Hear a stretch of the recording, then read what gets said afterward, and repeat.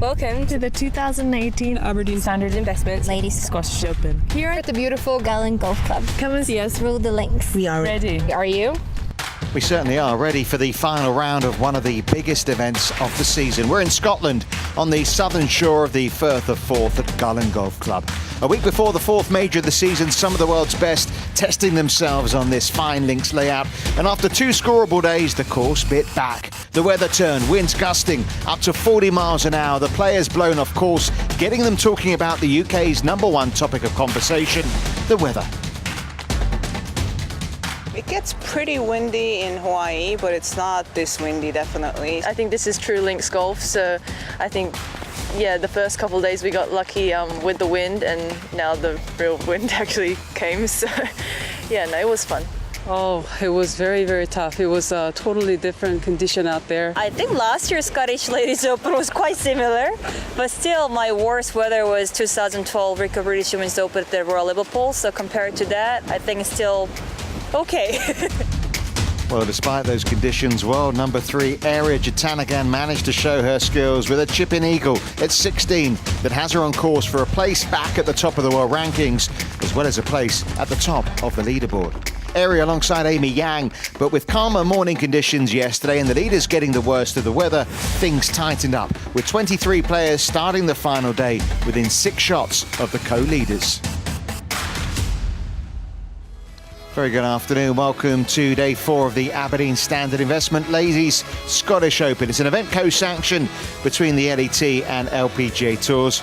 I'm Richard Kaufman, Alison Whittaker alongside me. And Alison, very tough yesterday for the players. Is it going to be as tough today? Well, the wind's still here, the rain's still here, and the golf course is still here, lucky for us, but we're going to be in for a treat in regard to the calibre of play. I think that's going to be a bit different, maybe a couple more birdies on the card than yesterday. It was brutal. You can see about half the wind that we had yesterday. It was super gusty, 88% chance of rain, and there is a little bit coming through, but it blows through pretty quickly. So fingers crossed, there's not too much for the players and the spectators. Not much shelter out there on the golf course. No, the rain's been coming on and off, but as you say, the wind not as strong. So yes, there have been more birdies so far today. There were few and far between yesterday afternoon. Let's see who's been doing what. And start with one of the players who made a big move up the leaderboard in Carlotta Siganda. 68 yesterday, and she makes a fine start. Carlotta's been in good form, played very well at the US Open.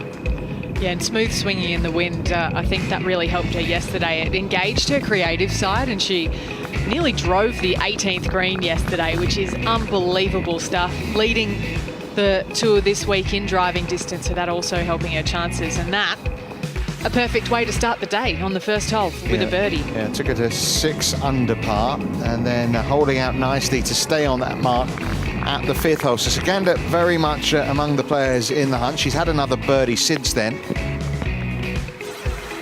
This is Haiji Kang. This is her approach to the 5th hole. She'd already had a birdie already, and beautifully done, playing in the same group as Carlotta Siganda. Day to wrap up warm. In the putt goes, and a couple of birdies in the first 5 holes to get to 8 under par. This for a player who's missed 3 cuts in a row heading into this week. Bit of a different story for Amy Yang, coming off her best finish of the year, tied for 3rd a couple of weeks back. And that was an assertive birdie putt on the 2nd hole, so for her first birdie of the day. Yeah, got her to 9 under. She's birdied the 8th, bogeyed the 9th since then. How about Minjee Lee? Not the best of opening tee shots, but chance still to make birdie there at the 2nd. That took her to 8 under par. And how about this on the 4th? A little fairway medal back up the slope on the dogleg left, par 4, and this was stunning. Setting up a little kick in for birdie. And she's added another one since then to get to 10 under. But here is our leader right now, Aria Jitanagan. Had to save a good putt there at the 1st. And then at the 2nd, just through the back of the green in 2. Delightful little touch. She dropped a shot at 6, but she followed that with 3 straight birdies at 7, 8 and 9. Area on the move. So let's see how things stand right now. Area Jatanagarn then with those 3 birdies in a row to finish the front 9 at 11 under par. The final group through 10 holes already. Minjee Lee, though, was just birdied the 10th, so just the 1 stroke back. Amy Yang dropped a shot at 9, as I mentioned, so out in 34. Haiji Kang's right there. Carlotta Siganda, both those players 2 under for the day without dropping a shot. Jin Young Ko putting together a decent round as well. No bogeys on her card. And Jackie Concolino heading for what seems to be a 4th top 10 in a row, thanks to an equal best of the day, 66, that leaves her in the clubhouse at 5 under par. So scoring a lot better than yesterday. Remember, no one in the final 7 groups finished under par, and you can see all those players there inside the top 10, So Yeon Ryu apart, are under par for the day. We're going to go straight to the 11th and an outside chance for eagle at the par 5 11th for Carlotta Siganda. To this back left hole location today. And it's going to be hard to putt this all the way back to the pin. There's 2 small tiers that it has to go up. And you can see there's a bit of moisture out there at the moment. And it's been a terrific tournament, whatever happens. Hopefully she'll pop that in. She's the only player who has shot under par in every round so far this week, Carlotta Siganda. Not many were doing it yesterday. There were only 10 players who managed to break par in the field of 80. She did go out a little early, a couple of hours before the leaders went out yesterday. It really was a common theme yesterday. The bigger movers and shakers were from outside the top 7 groups. Been a sticky day. 3 bogeys, 2 birdies so far for So Yeon Ryu. So a chance to get herself back to level par for the day. You can't say she's at it. 5 under 6 back. Obviously she pops down and she'll be 5 back. One would expect Area, though, to make a birdie at this hole today, given that it is in reach. If it's in reach for most, it certainly is for her. You'd have to say that of, say, Minjee Lee, Amy Yang, Area Jatanagarn, Amy Yang and Area actually have the same average in terms of final rounds this year. They both averaged 3 under par for the final round, but Area, in those last 8 attempts when she's held the 54-hole lead, she has gone on to win in her last 8 goes of that. So she's in a commanding position. Yeah, waiting back there, holding the umbrella for caddy. Now, is that a ball up against the rake or no? No, I think it is. Yeah. In which That's case, interesting. Oh. Be surprised if there's not a ruling. I'd certainly rather be out of that bunker than in it. No, I know. So yeah, don't move the rake. Great to see Haiji Kang putting in a performance like this. She's one of the players up on the leaderboard, one of the few that's looking for a breakthrough win, and look how well she's doing. Birdie the 2nd today, good par save at 4. Knocked in another one at the 5th hole, and then she goes with another birdie at 11, gets herself to within 2 of the lead. And you have to think, on a day like today, given the weather that's already blown through, at one point in time we had horizontal rain around about, say, 3 or 4 holes into the lead group's round, and just getting through those stretches sometimes without dropping too many shots is just as important as the birdies. Well, you feel, given her position on the leaderboard here, Carlotta Siganda, what is she, 7 under?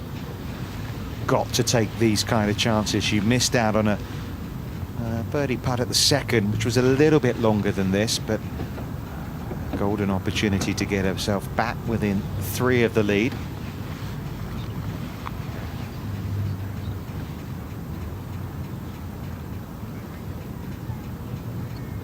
Take your time, start over. You can hear a caddy there, Terry McNamara, saying, take your time, start over. I've noticed, though, when I was watching her earlier, when I was having a look out, she had backed off quite a few putts, as if she's not totally comfortable on the greens. ball striking's been fabulous. It was worth backing off, wasn't it? Well done.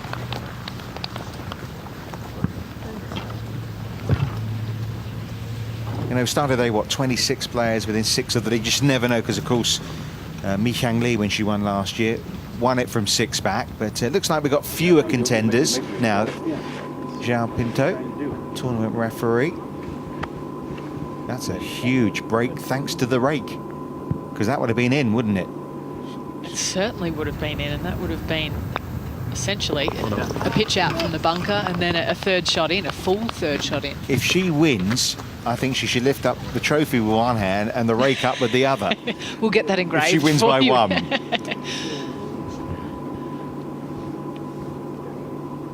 And this is what it looked like, and you can see there was no way that wasn't going to roll all the way back into the sand.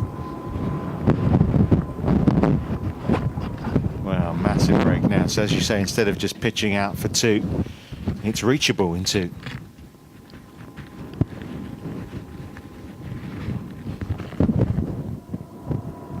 Might have leaked this out to the right just a little bit. And that's going to find the lower right collection. Plenty of green to work with, but it is quite an elevation change from over on that right-hand side. It's almost about shoulder high, that rise. She managed to skip another bunker there on its way.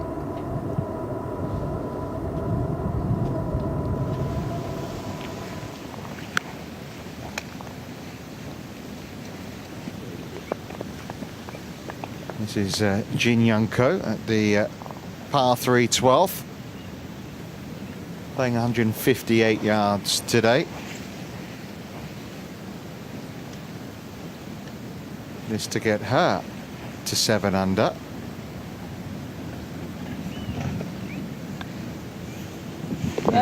Very impressive young player, Jin Young Ko.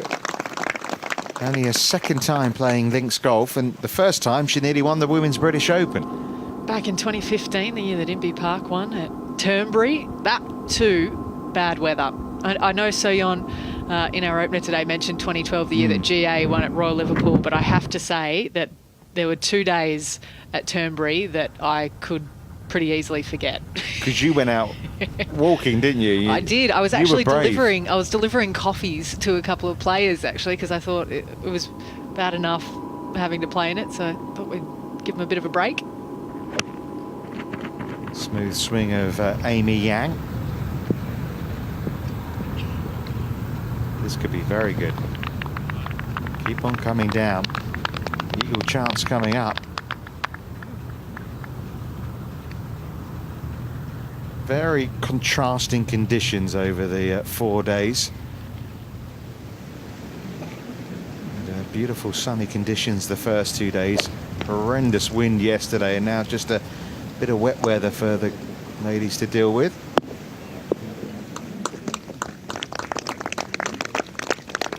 Solid from Saganda.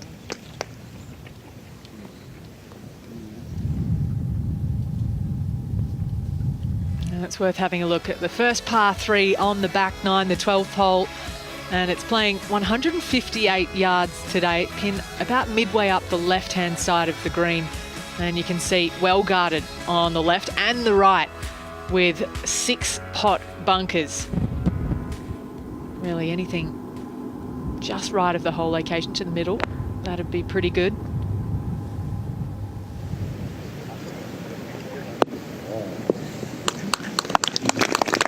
Right at it from Haiji Kang.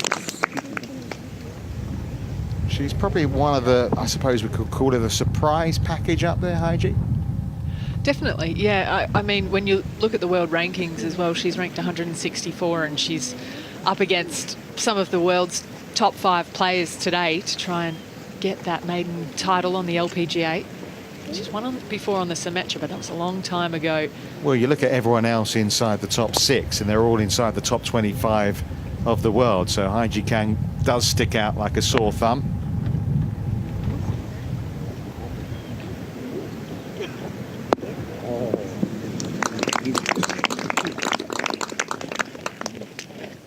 Safely on.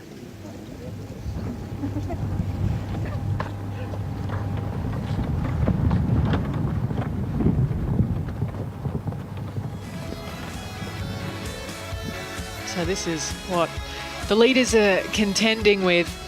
And you can see the two bunkers on the right-hand side, the one on the left, that is Aria's bunker. We might be putting a plaque in there if she walks away with the title, but really it's such an attackable par 5 and it's been one of the easiest holes all week long. So if you can clear those bunkers around the 240, 250 mark off the tee, hitting up toward the back centre of the green today would be great because the pin is all the way back 36 paces on and 4 paces off that left-hand side.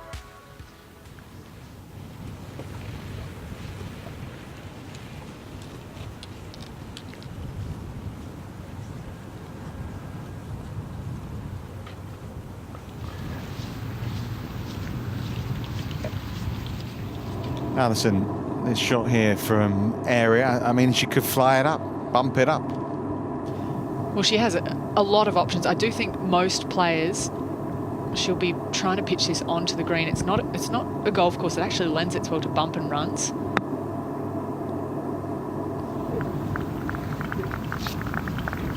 Well, at the first of the par 5s on this golf course, she chipped it down stone dead. A little bit of work left in that for Aria. Bear in mind that she has had 3 birdies in her last 4 holes to shoot her to the top of the leaderboard.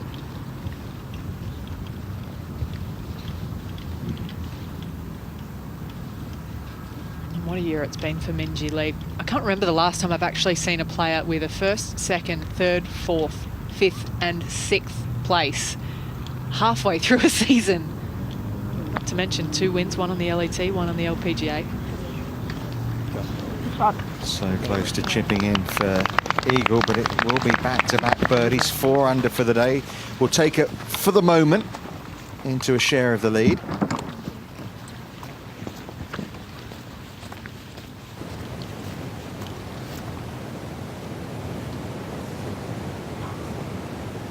Carrie Webb came so close last year to winning this tournament. Obviously not going to be the case for her today at, I was going to say 2 under, make that 3 under. 2nd birdie of the day.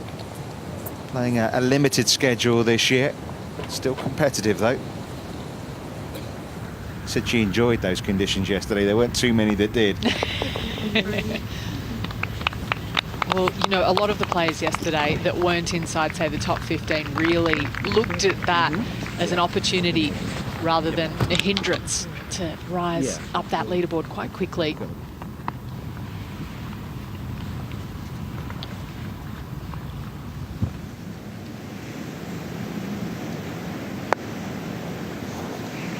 Stay, sit. And it obeyed. Clever ball. Oh,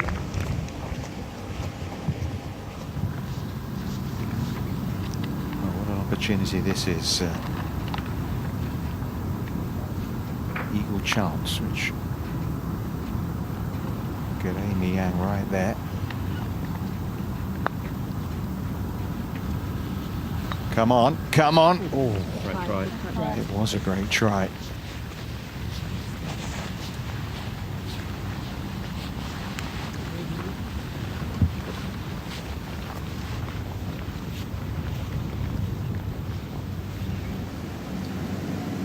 From distance for Carlotta.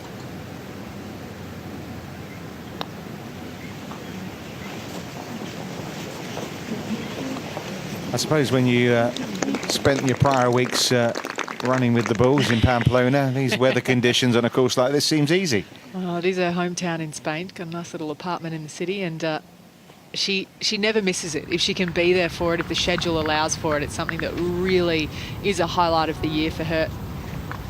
Now Aria, chance for a birdie here. She's got such a wonderful attitude, so relaxed. It's incredible. Even when she's in the heat of the battle, she just seems like she's out for an afternoon stroll. It's another birdie. And she gets herself to the outright lead again at 12 under. 4 birdies in 5 holes. What's incredible when you think she's had those 4 birdies in 5 holes, she didn't have a birdie yesterday. That chipping eagle was the only positive mark on the scorecard. It was tough yesterday, and it mainly came from the wind, a little bit less so the rain and the temperature that have both come today. So birdies all round.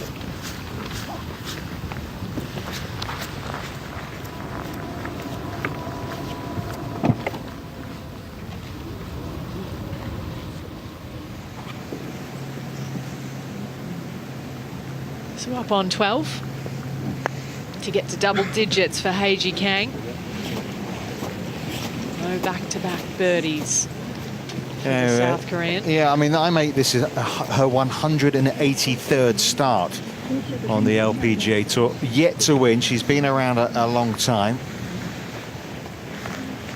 As I said earlier, she'd come into this event having missed 3 cuts in a row, so you probably wouldn't have picked her out really at the start of the week to be up there with the likes of Area and Amy Young and Minjee Lee challenging for the title.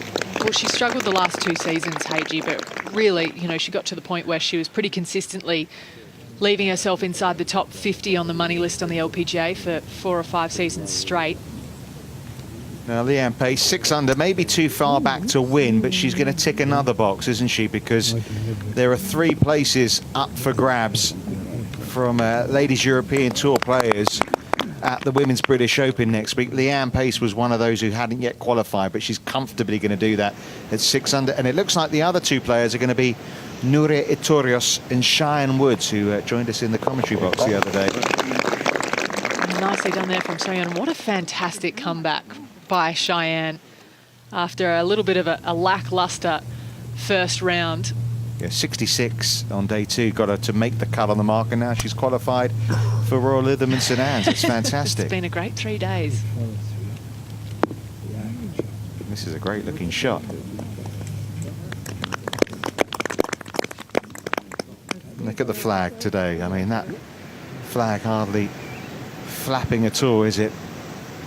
Sharp contrast to yesterday, and it makes everything easier. I mean, the players were even worried about those kind of putts, weren't they?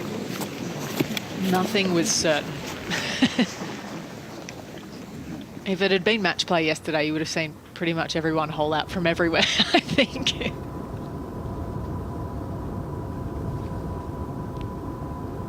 So 158, really probably a 6 or a 7 iron for most players today. Yesterday, different story, 4 irons in hand.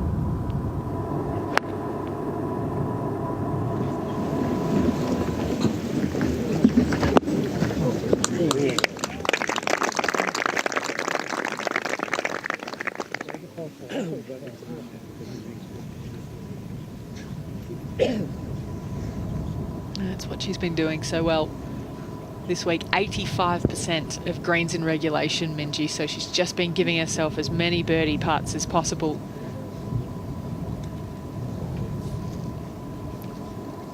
I'm sure it's not something that is preying on her mind. Obviously, she's just trying to win this golf tournament, but it is a chance.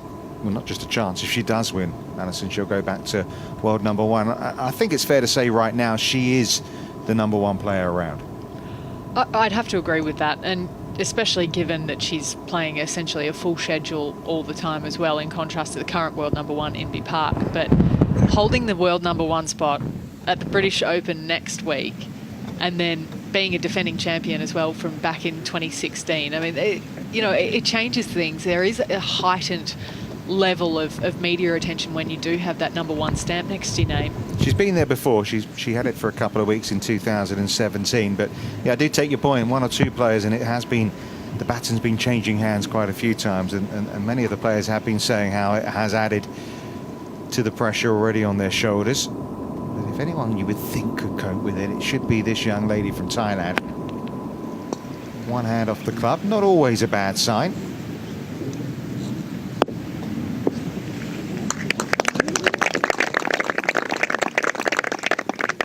There's a few things you learn in commentary. When Area or In Kyung Kim take their hand off the club, you still need to look at the green. Don't look left.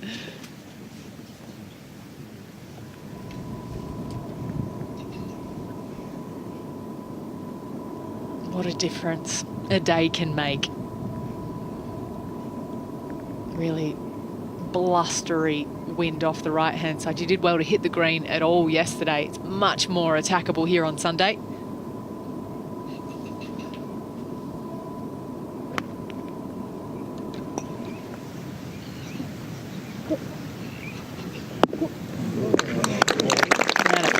fantastic shot from Amy Yang. So a chance for back-to-back birdies. And a chance to get within one of our leader, Erigi Tanagan.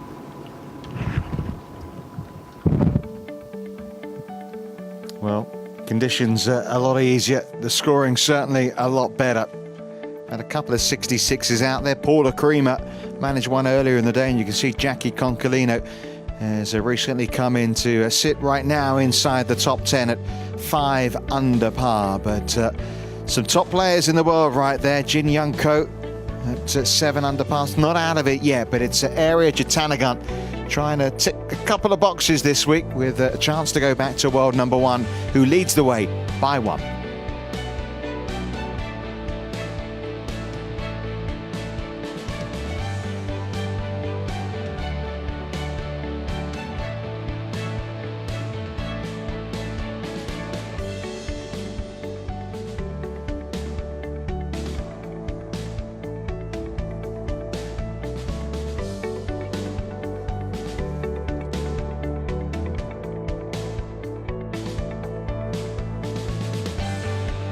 You said what a difference a day makes.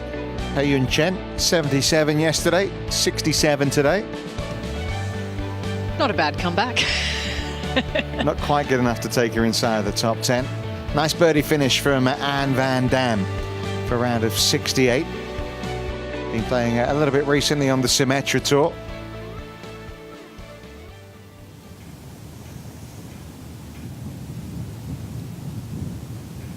Going to need a big finish, Leanne Pace.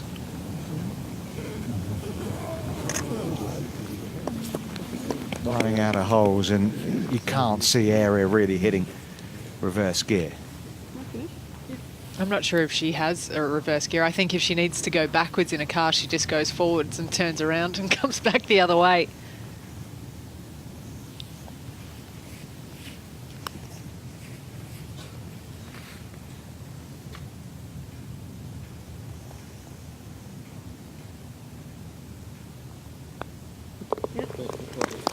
Very steady day from Leanne Pace. No drop shots on the cart. Here was another wannabe in terms of that number 1 in the world ranking. But not to be for Sung-Hyun Park, who suffered yesterday. Could finish off the week with a birdie, though.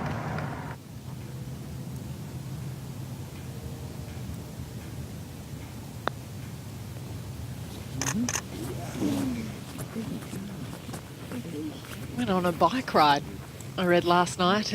Jin Young Ko with her manager said she chucked on a helmet, put on some sunglasses and felt like a local for 5 minutes, getting right into the swing of things here on the coast of Scotland. Went down, had a little picnic by the river, I believe. Why wouldn't you? Well, I can think of plenty of reasons, actually. It might have been Friday night. I was going to say, yeah, I can't believe that was yesterday. Not quite another birdie for Area, but she'll remain comfortably at 12 under par.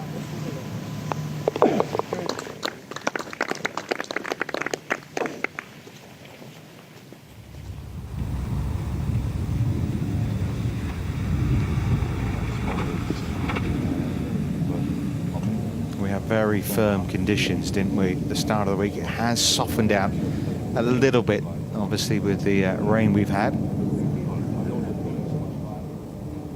Not just today, but through the nights as well.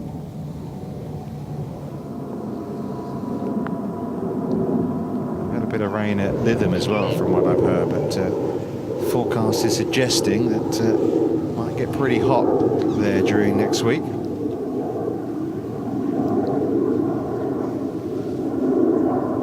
Just pack everything in your cupboards, in your closets. Just a bit of everything is always a good sign. I think there was a few players that wish they had hand warmers out there this morning. It was chilly. In direct contrast to the weather on Thursday.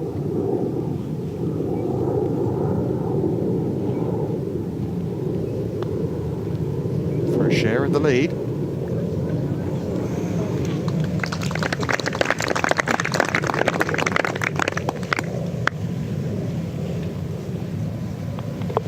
common theme is putts short so far throughout the day. I think just that little bit of extra moisture. I was talking to Michael Wood, one of the co-tournament directors here this week, and he said he was going to slow the greens down just ever so slightly, just in case the wind got up today. They didn't want to have any balls oscillating on the putting surface. Yeah, had that a couple of times yesterday. I certainly remember one occasion with Caroline Masson. So you got that on your phone? Is that the order of play? Yeah, it's just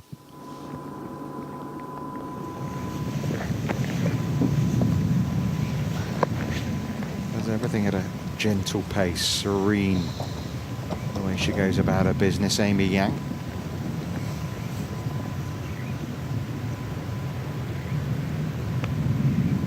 Even a putting stroke. And another one that comes up short.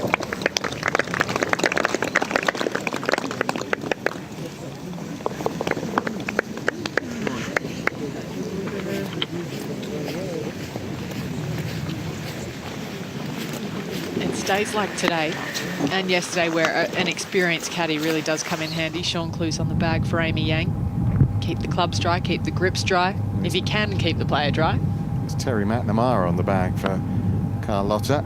He's been there and done it. Of course, former caddy of Annika Sorenstam. Another one just missed to the right, but they'll be able to get their putter on those. the Korean golf is just going down. This for Sunghyun Park to finish with a birdie.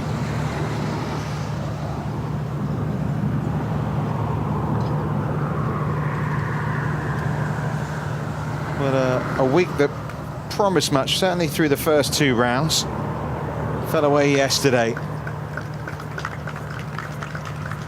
It's going to be a round of 69 though to complete the week at Gullen. Just outside the top 10.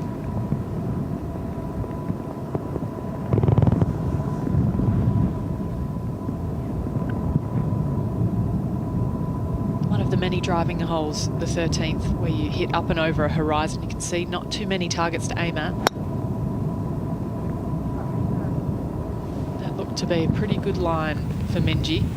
Yeah, it's not your typical links course, obviously by the sea, and it's links, but it's the elevations, isn't it? And this is another case in point. Well, there's two holes on the other side of the hill, but 16 over this way where the 13th hole is, and two fairway bunkers, one on the left, which is a little bit further off the tee than the one on the right. So really, neither of those should be in play today. Anything up the left centre to open up the back right hole location would be ideal. Try and keep it past centre of the green. Keep those two bunkers out of play, and that collection area on the right is going to be popular as well.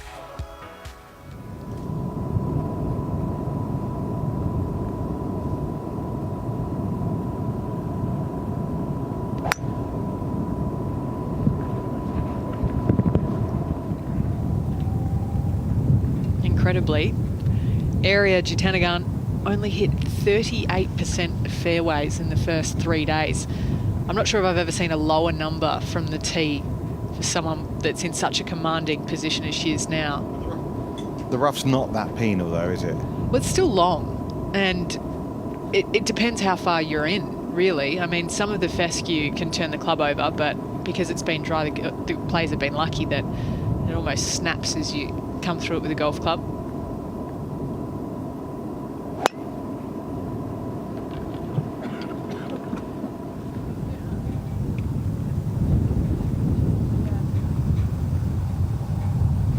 See, that counts as a fairway missed, but won't do any harm. No, and the luxury that the players do have this week is that there's a lot of openings in the front of the green, so you can actually still hit lots of greens in regulation from off the fairway. You can chase the ball up. Very different to US style golf.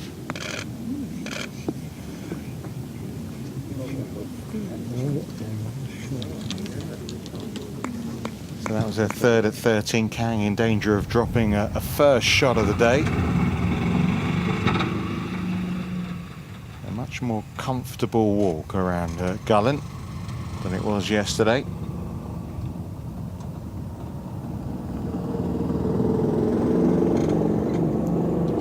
I was actually talking to Tiffany Joe last night about reflecting on her day yesterday, and it was a day on the golf course that she'd rather forget. But she said playing alongside Amy Yang and Eri Jutanagan, neither of them have they've never missed leg day at the gym. Like, they're super solid in terms of their base, and she actually thinks that was a real advantage for them yesterday. They weren't getting knocked around like the majority of the players were by the wind. So we see So-yeon electing to chip up and over the little slope there. Yeah, at the moment you'd be surprised, wouldn't you, if the winner didn't come from this final 3-ball now. Yeah, still a little rocky out on the Firth of Fourth. Now let's see with the putter whether Saganda can get a little bit closer in than So-yeon Yu did.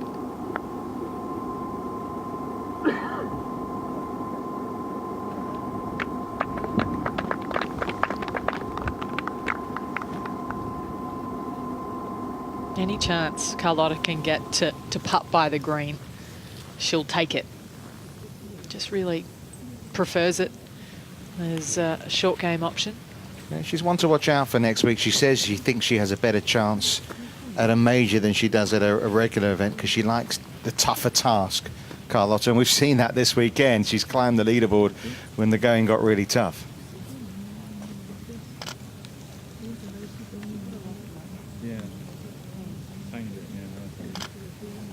Although second place at the Thornbury Creek, where it wasn't so tough, maybe disproves her theory a little, but we know what she means.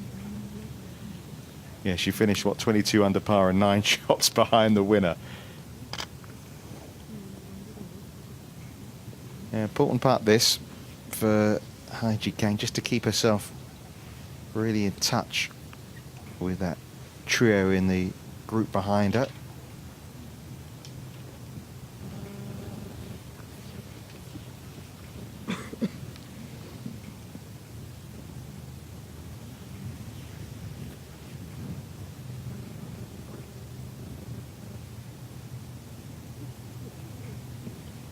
Just to stay within 3.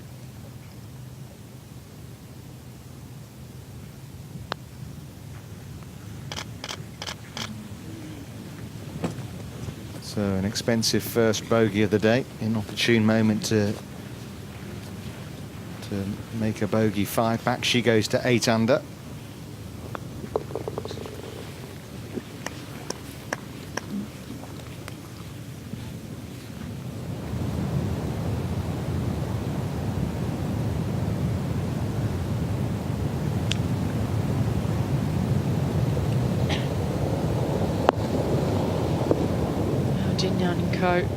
Proving the point.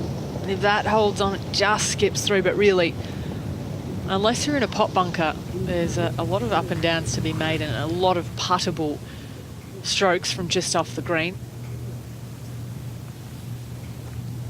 Certainly where she is on the leaderboard.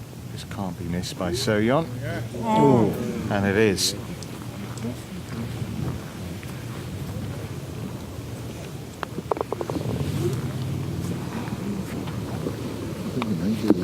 It was a nice birdie finish yesterday, you thought, given her the momentum coming into this final round, but she hasn't really been able to find her rhythm.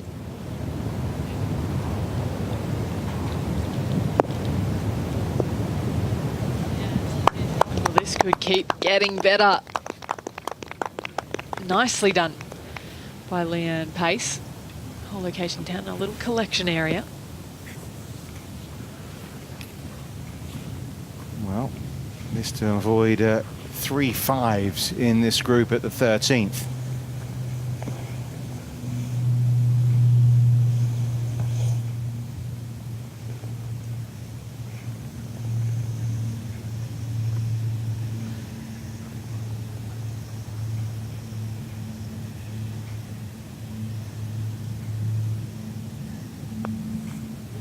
Well done.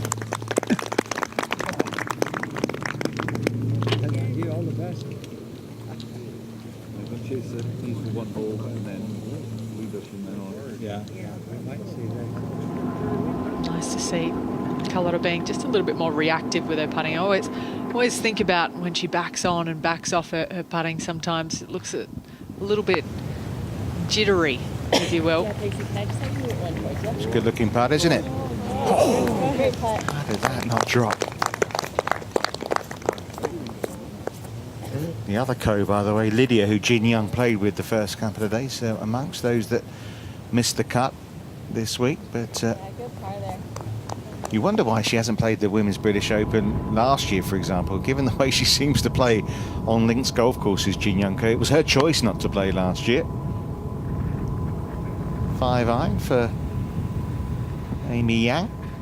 Maybe need a 4-iron. That got a really soft bounce. Day one, day two, that probably almost would have rolled up pin high. The golf course is it's a movable feast.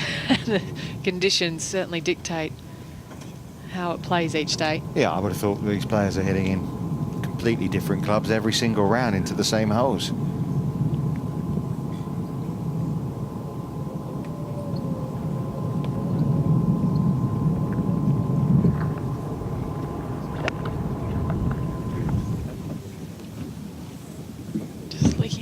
Right a little bit, but that's pretty nice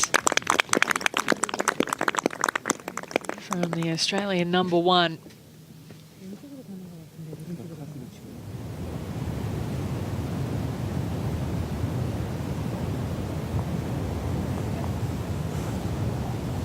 Great.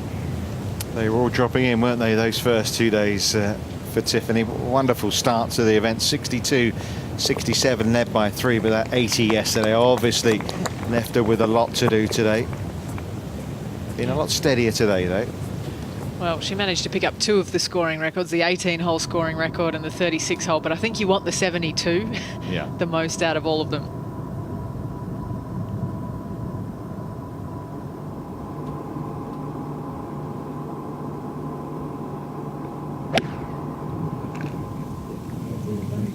Don't think she was best pleased with that one.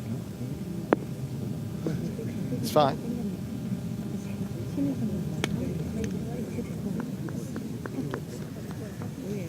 Her strike, though, sounds a little different, doesn't it, to her ball strike compared to some of the other players? When she hits the ball, and similarly this young woman on screen as well, it sounds like the ball's exploding. It's really fun to watch in person.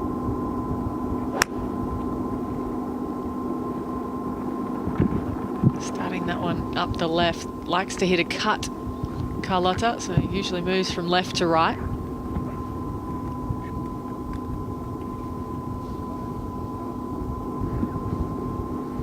That's pretty much the perfect tee shot there on 14.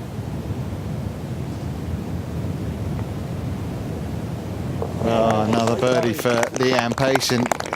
Going to mean she can avoid going to St Anne's Old Links tomorrow. 100 players playing for around 20 places or so in that final qualifying for the Women's British Open. She's going to get one of those 3 places up for grabs on offer this week for LET members. Look at that one go. That got absolutely launched forward. That's around about 295 off the tee from Hei Ji Kang.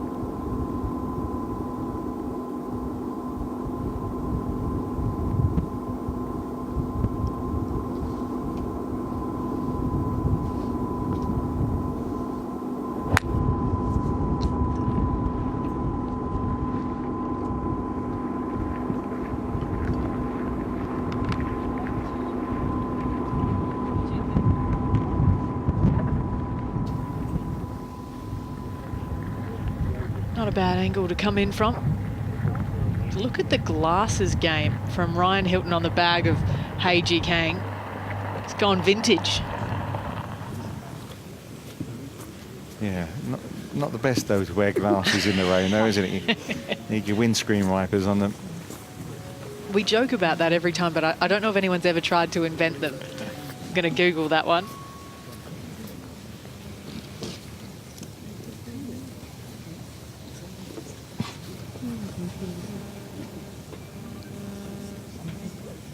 Whole location today, 28 paces on the 13th.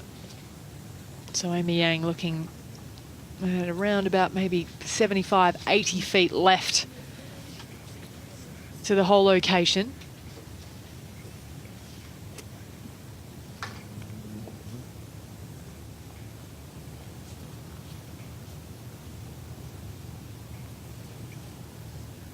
this putt really could be a bit of a double breaker.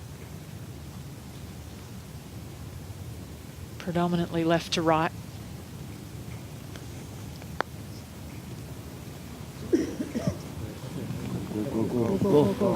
Go. Well, that's kind of typical, isn't it? They know they're slow. I mean, amongst the greens being slowed down by the rules officials and then adding the moisture to it from the rain earlier on, you know, you're looking at maybe the greens running at around 9 at the moment, when in contrast they've been up around the 10 mark, probably even quicker than that in the first 2 days. Well, the fairways were running about 11 or 12, weren't they?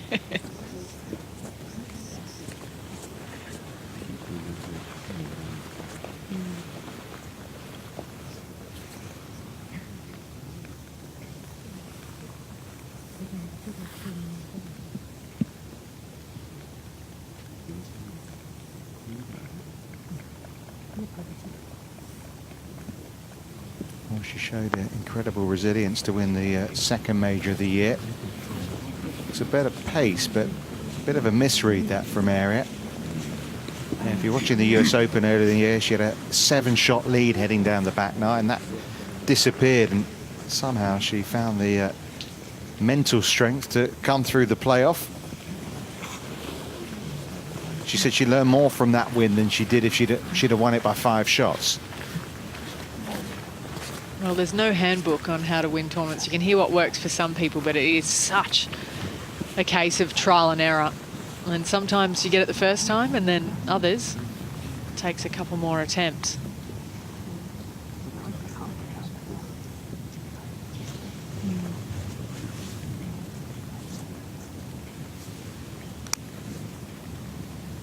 Well, no one yet guaranteed a par here at 13. It was a similar story at the in the previous group, wasn't it? There was only one par between the three. It's innocuous par 4, which is posing its problems, but this could be birdie. This could be. It's kind of stopped turning in, didn't it, right at the end? You are kidding. Ask for your money back, Minjee Lee. That was unlucky. That was for a share of the lead as well.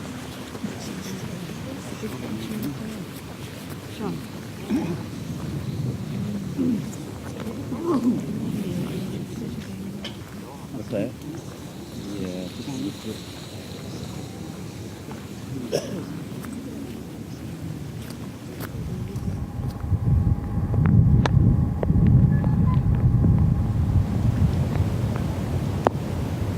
That should go up.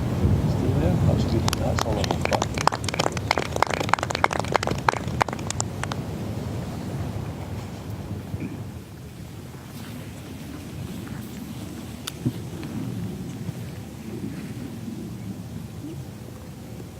Well, we saw last year something that seems a formality doesn't necessarily mean it is. Curry Webb, 2 clear, 3 to play. A player who was 6 back at the start of the day, 9 back going into the weekend, and Mi-Kang Lee ended up winning. But area at the moment in command. Amy Yang to stay 2 behind.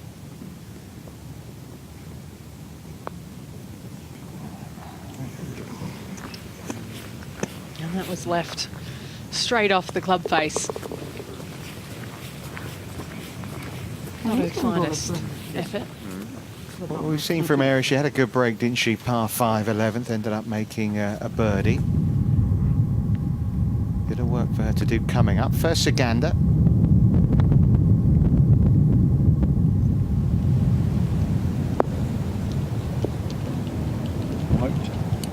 She was aimed a long way left then, Carlotta, given that the pin was on the left. I know she likes to hit a cut, but with a short iron, she was aiming probably 10 yards left of the green with her feet.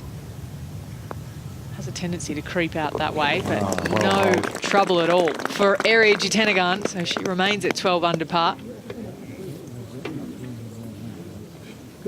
And off for a gentle stroll to the next tee.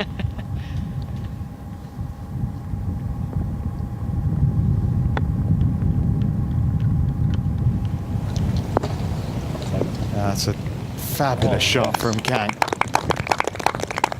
Perfect opportunity to bounce straight back from that drop at the last. Keeper right in the mix right now. Eri Jatanagan looks in the groove though, doesn't she? 12 under par. Hole starting to run out for the chasing pack. Minjee Lee right on her shoulders, but that drop shot from Amy Yang taking her now 3 behind. Saganda with work to do to get up and down at 14. Haiji Chang with a great chance to get back to 9 under. Jackie Concolino, leader in the clubhouse, heading for a 4th top 10 in a row. She is 5 under par.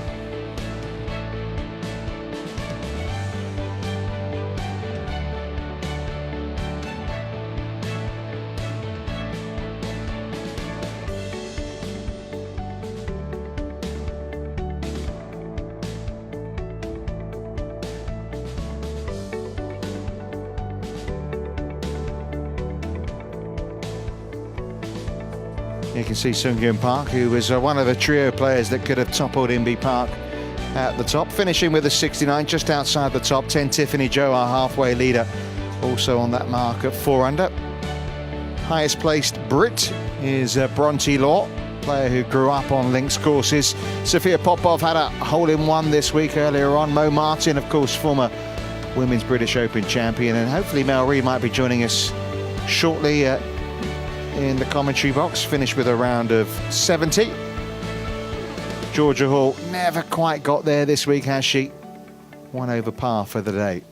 Now Saganda, again putter from off the green. Alison? It's going to be a common theme for the next 2 weeks, really, for Carlotta. Especially on the uphill putts like that. Usually pretty handy with a Texas wedge. Ball in the air for Minjee Lee.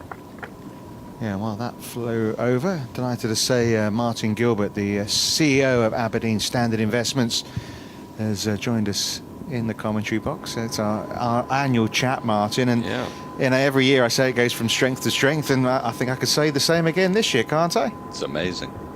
Amazing. I mean, look at the leaderboard for starters. I mean, you've got a potential here, this lady winning and going back to world number 1. Yeah, we won't try and pronounce her name. Well, we've got to. You don't have that. You can just call her Area, and we'll do the rest. Actually, in Thailand, you know, that they do just say the first name. Yeah.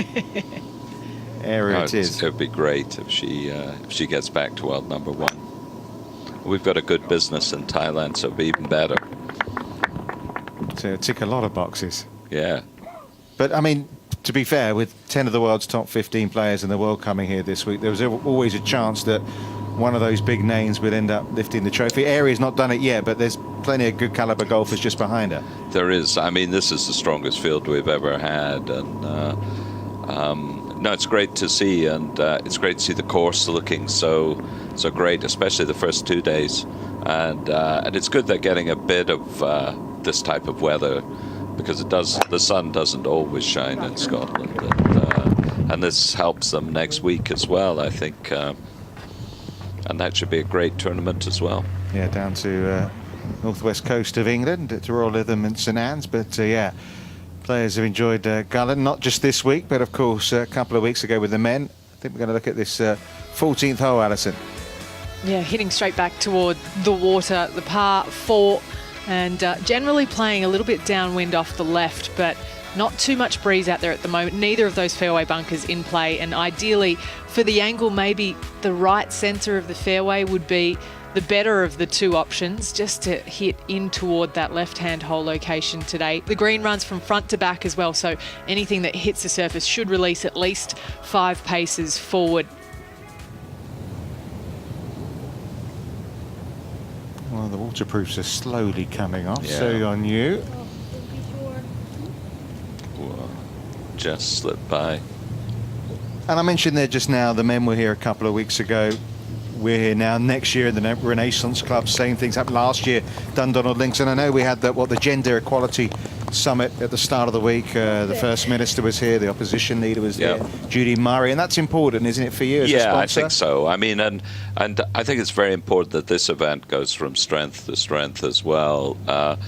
The men's event was already a success, and we're trying to make this a success. And you're right, it's getting there every year, getting stronger. So. And it's important the prize money goes up in this event as well each year. So we're keen to promote diversity and in both in the workplace and obviously in sport. Lovely bounce back from Aja Kang, so she gets herself back to 9 under, 3 shots off the lead. Yeah, the timing of this event, Martin, is also, I think, really important in terms of attracting the field that it has this week, given, you know, of last year's top 10 at the Ricoh Women's British Open, 8 of those players played the week before. It's been a great precursor. Well, it has, and the same has been happening in the men's event as well, that if you are sort of hardened to the conditions or have played in a tournament like this, it's I think the evidence is you're a shot better off over 4 rounds. I know a shot doesn't sound that much, but it could be the difference. Well, look at Aria. She's leading by a shot right now. I don't know if you saw what happened at 11 with the rake that kept her from going out of the fairway bunker. So, I mean, you never know. That rake could be as important as the 2-iron in a club this week. Could have been for Tiffany Joe. Certainly thought that was going to be the case at the halfway stage. Come on, keep going. Gets herself back to 5 under. She had a tough time yesterday. I think most people did, didn't they? I mean, don't know if you stepped outside and tried to walk it, Martin. I did. The wind was incredible. Well, the scoring average yesterday went up nearly 2 full shots. Yeah, Carlotta, one of the few that managed to finish under par. I mean, it's important for you. I know you're a big backer of the Ladies European Tour. You sponsor a lot of the players, and it's great to give them this stage. I mean, I heard a few of the Ladies European Tour players saying it's almost like our major. Yeah, I think it's. I mean, the previous event, the way it was played, it was half the field. So we thought by co-sanctioning with the LPGA, we would get a stronger field, and it certainly happened. And as I say, there weren't any fewer places for LET players. Because it was a pro-am, wasn't it? You it used was to a play pro-am. in that, didn't you? Yeah. I think I won it a couple of times. Oh, so casual. Listen to that. With Katrina Matthews. So I was sorry she didn't make the cut here. Yeah, she's going back to Lytham for the first time next week since she won there. I know, it's incredible. Yeah, she's not been back at all, you know that, to Lytham. That's when she goes there, I think tomorrow or Tuesday. That's the first time she's going to step back to her biggest moment of glory. Incredible memories, yeah. And, you know, there's going back to your earlier point, there's so much crossover when you think about 30 countries being represented here with the 2 tours and your business with clients in over 80 countries, I believe. That it is. So the TV audience in Asia is especially important for us. So we're delighted to see so many Asian countries represented in the field. Leanne Pace just dropping her first shot of the day. Won't cost her a place though at the Women's British Open. Now that was a little heavy. Now that's left herself a very awkward 2-part area there. No douwnhill double breaker to come. And really a bit of an unforced error from the fairway with wedge in hand. Yeah, I didn't expect to see that. Now Jin Young Ko also struggling to save par. Brilliant. And you just never know. I mean, look what happened last year, Martin. I mean, you know, area, you got a person there looking like she's going to get to world #1 with a win, but winning's not that easy. We saw that 12 months ago. That 18th hole here and that second shot in, and there's a lot of short putts, and we've seen a lot of them slip by. So last time we were here, some really exciting finishes. So we've seen the prize money increase year on year. I mean, is your hope, I mean, because I said it's 10 of the world's top 15, it's big prize money. I mean, can you keep expanding? Yeah, I think so. I hope so. I mean, we're very keen to see as much equality as in sport as we can. So I think we'll steadily keep increasing the prize money. Because the men, of course, were playing what, for $8 million. I mean, it'd be hard to get to kind of that kind of level. You'd be up there beyond the majors, wouldn't you? Well, maybe we could make this a major. Well, I'm sure there'll be a few that'll be happy about that. Listen, Martin, thanks very much. No, thank you, and thanks thank for you coming for again. all your support on this tournament as well. No, our pleasure indeed. Martin Gilbert there, the CEO of the Aberdeen Standard Investments. This ladies' Scottish Open, well, it's still up for grabs, isn't it? Éire Jatanagan with a little bit of work to do at 14, currently with a one-shot lead.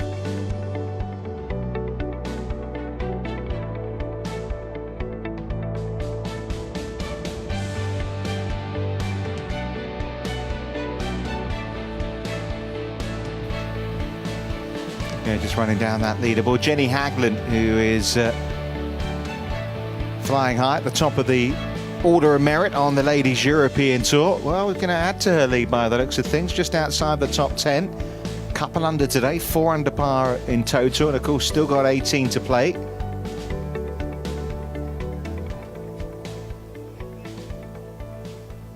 And here's a player who is a member of the LET and the LPGA Tours.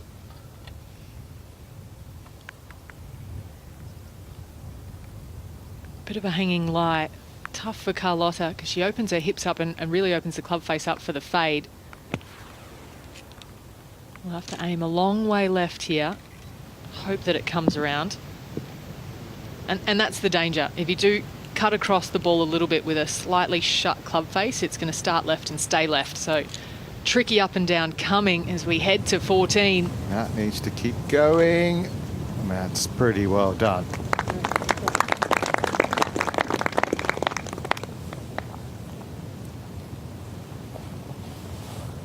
Yeah, I mean, that demeanour. I mean, that second shot might have unnerved a few, but she just seems to have the perfect golfing demeanour. I can do nothing but agree with you. And given that she essentially took the last 2 weeks off, she practiced for all of, I think, 30 minutes coming out here. And she says she doesn't particularly like links golf. I think that might change. Surely it's got to change, Richard. A win here, given... Well, her Ricoh Women's British Open win was at Woburn, which is actually a tree-lined golf course. Yeah. But still, performance here has been pretty stunning so far, still holding a one-shot lead. Yeah, she missed the cut last year at Kings Barnes. Hacked it around in a bunker for about 6 blows. Didn't help her cause.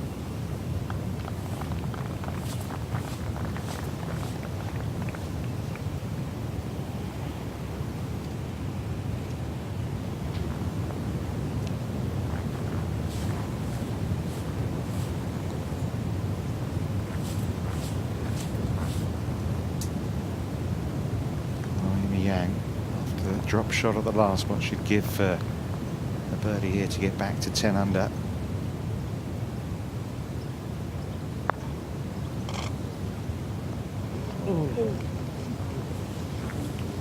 Here's a player who's knocked on the door of majors so many times, never quite been able to break through.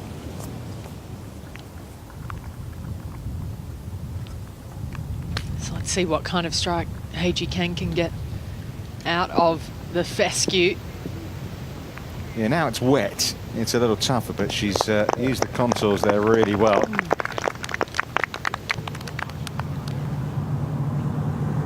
Final hole for In Kyung Kim, who'll be off down south to Lytham, defending the trophy, and I thought she was going to end the week in style.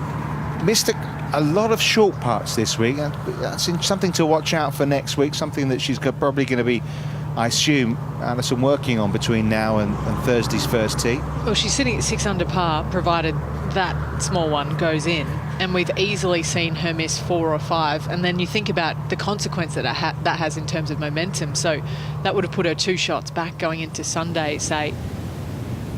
It's all very easy to say from the chair, but there was a lot of opportunity missed. Yeah, I'm sure that'll be something that will worry her a little. Minjee Lee misses a really good chance to join Éire at 12 under.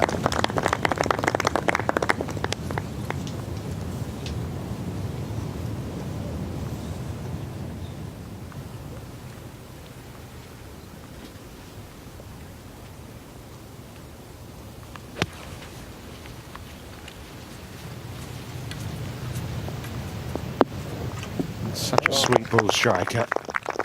One of the most consistent players around. So on you. Like Eric. He's had a time at world number 1.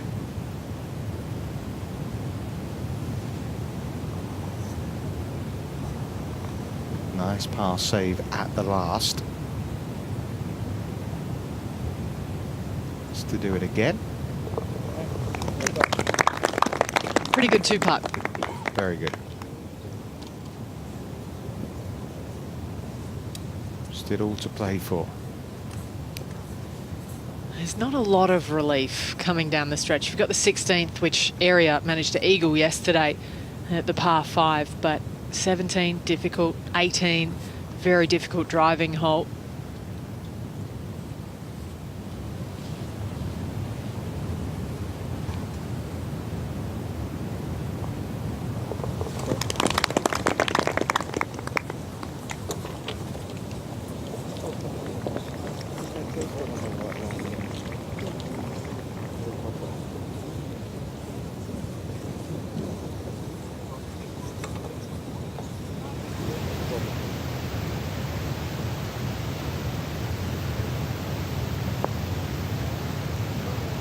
Roller coaster ride for this ball. Well, I mean, obviously given her position, she wants to give herself some birdie chances, but last 3 holes from distance, from off the green, Carlotta Siganda's putted really well. Now, come on, Inkyum. Okay, solid putt to finish. 68 for last year's Women's British Open champion. And it's another top 10. Just racking them up, as is this young woman on screen.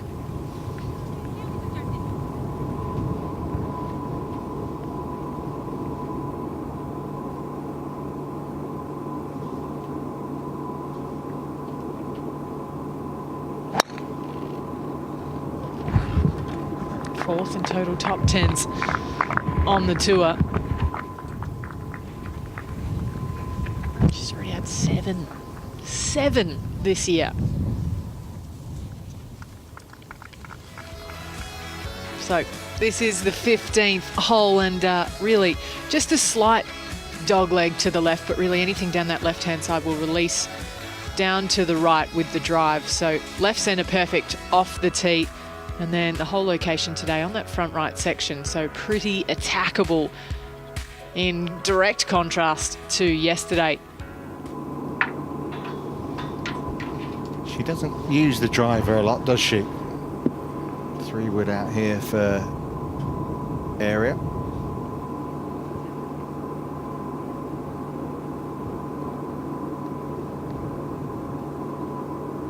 Because she could really overpower courses if she, I mean, she's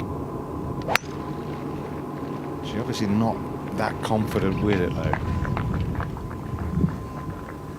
I think that there are a couple of styles of golf course she'll bring it out in, and you know, we talked about the rough, you know, maybe being less of a factor than we thought it would have been given how dry it is, but still it's not a golf course that you can step up to a tee and you feel like you can hit it anywhere and still make birdie.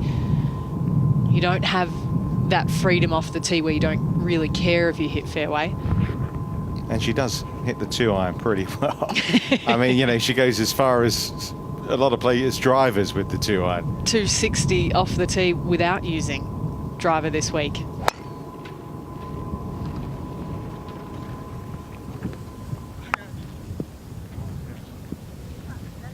That looked pretty perfect from Amy Yang.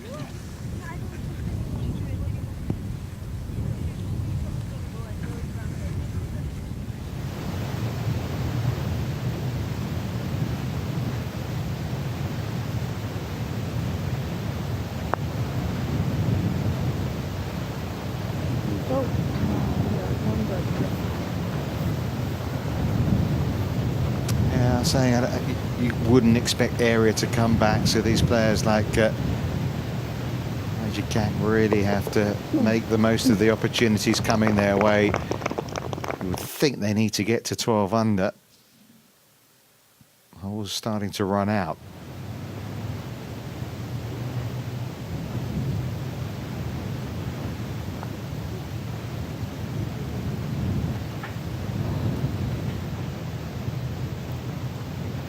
Frustration getting to So Yeon-yu. Don't see that too often. But if it is ever with a club in hand, it's that one that has been the nemesis at times.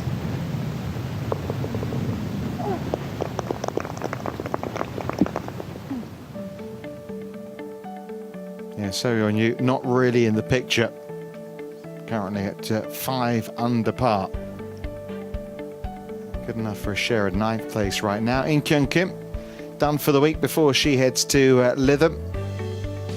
But Area Jatanagan, well, ruling supreme right now in Scotland. 12 under par, 1 ahead of Min-ji Lee.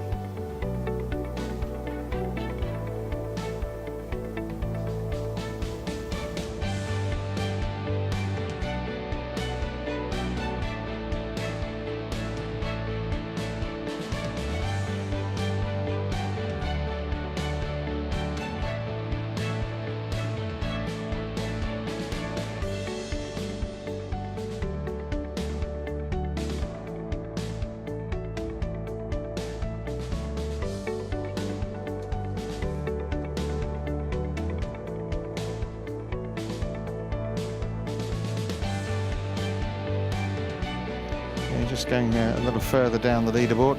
Anne Van Dam, a couple of birdies late on in her round for a 68. Christy Kerr going to finish in the top 20. Still 1 hole to complete. Of course, she was leading at the halfway stage here last year.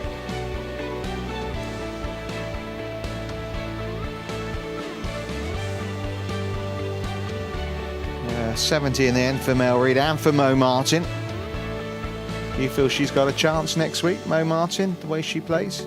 If ever there was a golf course that sets up well for Mo, it would be Royal Lytham, even maybe more so than Royal Birkdale, where she won 4 years ago. Saw Sarah Kemp there, 1 over today after 67, catapulted her up the leaderboard yesterday. 72 to finish for Charlie Hull.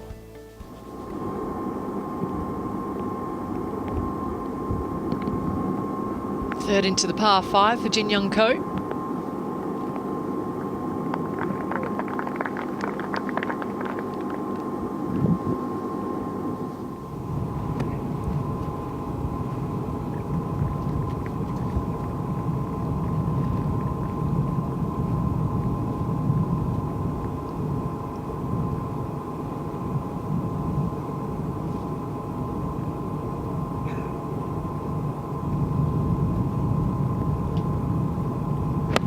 No surprise to see Min-ji Lee on the fairway. She's been second on the LPGA in total driving this year.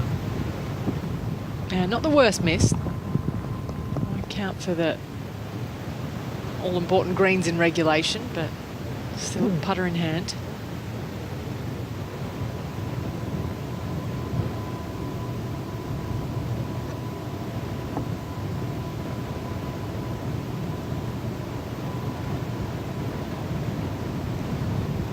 Flag almost like a sitting duck for Amy Yang.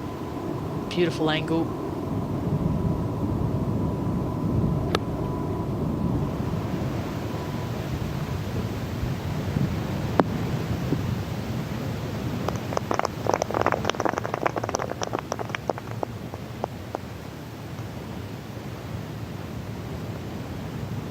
Maybe a B plus, not the most holeable birdie putt.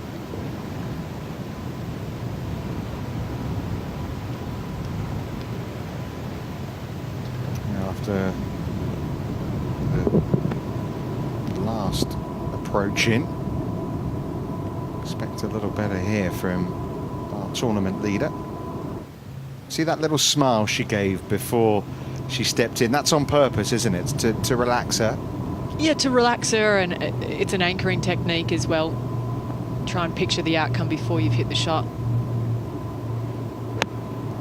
And it's just a question of connecting the dots with the golf swing.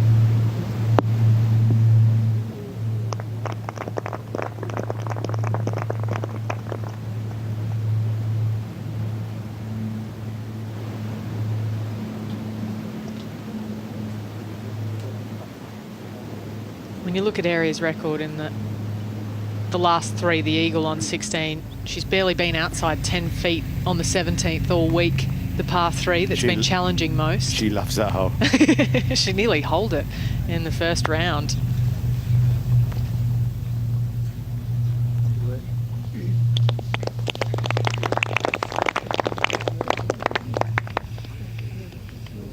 So move it back.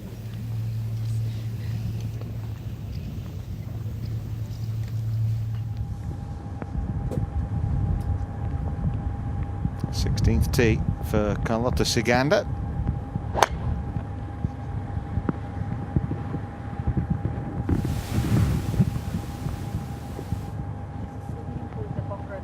Oh, it's sat down. That looked like it might be a nasty lie for the Spaniard. And this is the 16th. It's been playing as the easiest hole on the back 9 this week, alongside the 11th, and you can see those bunkers over on the right hand side, 250 yards to clear those, so they will come into play up the left side off the tee, then up the right side with the approach if you can't get there in 2. Hole location, lots of slope. Hole location on that right hand side, 21 paces on, really exactly where Jin Young Ko is at the moment with their birdie putt.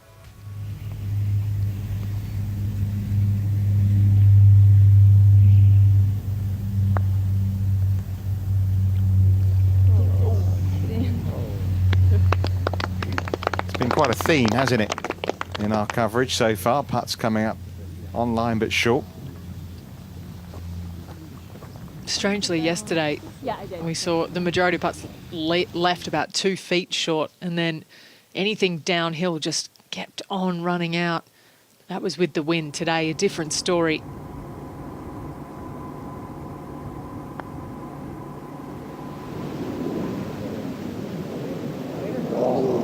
Another opportunity to join area at 12 under. Another one that's come pretty close for Minjee Lee.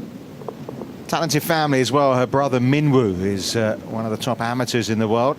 And she finished 5th in a European Tour event earlier this season.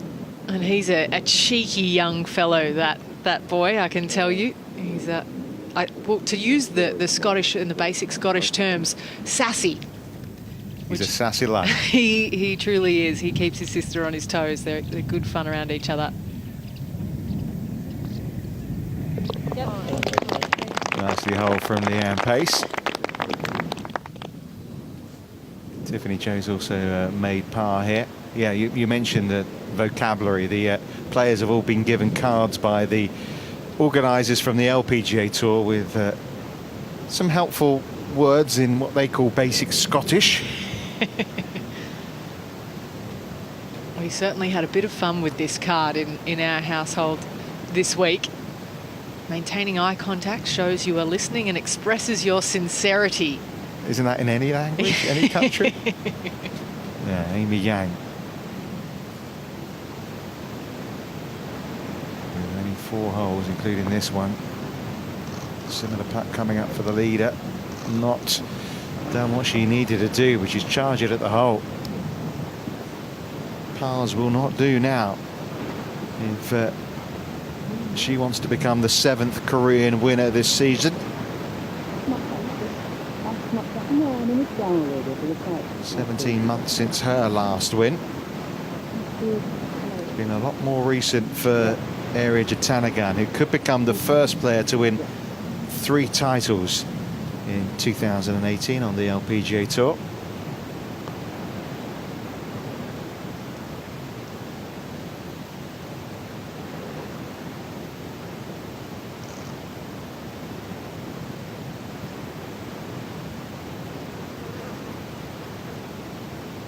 See, just on a little bit of a plateau where it will pick up speed as it goes along. Left to right. I thought she had it. She really thought that was it. Would have been another big step towards another bit of silverware. Just apart. And opportunity still for her closest pursuers.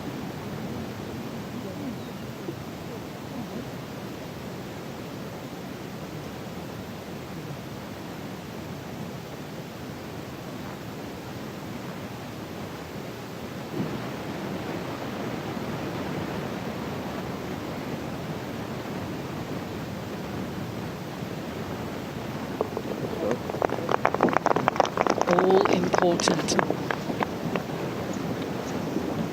Really, now Amy Yang has to take advantage of 16, 17 and 18. And then she also has to hope that Area doesn't do that, which seems an unlikely equation right now. She does look very in control. You never know.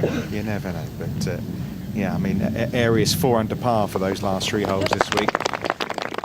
So you'd expect, if anything, that she's got better chance of getting to 13 under than she has of stepping back. Now, here's Christy Kurt. Last hole of the day for her. She'll fight to the end, won't she? And then some. Nicely done.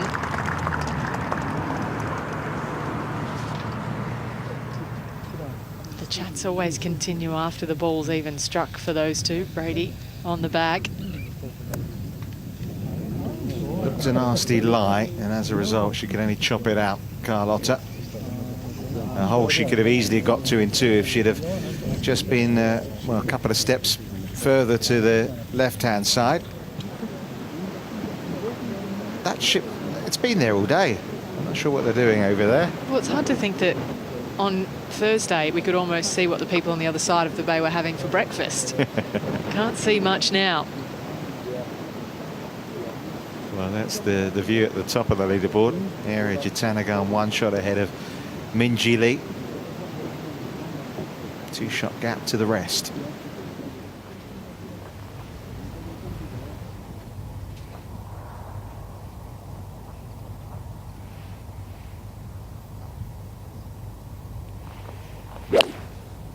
.186 yards all the way to the back right hole location.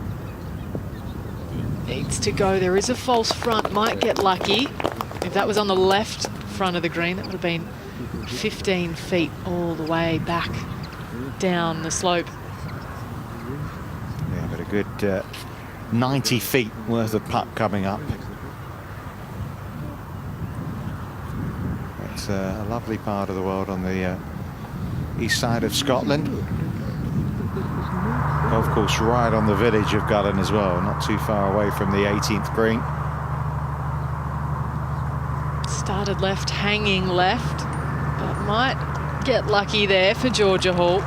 This was the event last year, a birdie eagle finish, launched her into the top 10, really kicked her forward into an impressive performance the following week at the Women's British Open. Well, finished in 3rd place. Yeah, it was fantastic from Georgia Hall.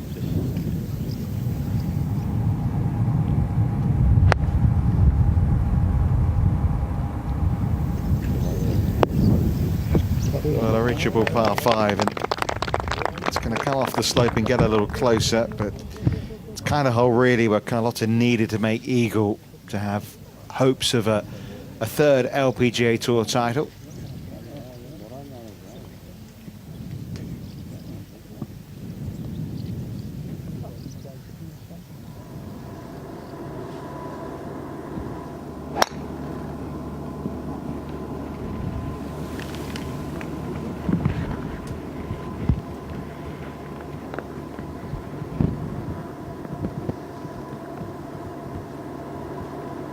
On the short grass.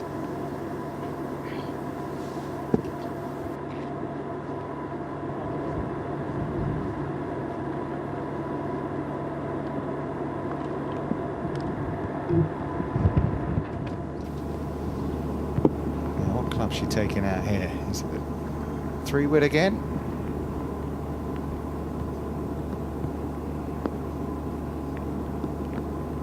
Three under on this hole in the first 3 rounds, including the eagle yesterday. Birdie in round 1, par in round 2. You'd have to like that record.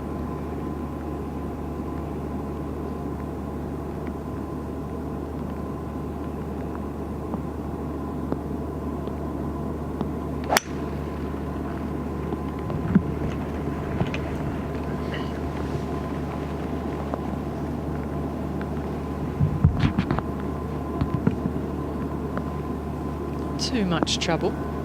Yeah, it was typical Area yesterday when she was asked about it. She got lucky. I mean, it was a. I mean, yeah. I mean, for it to go in, maybe a touch of luck.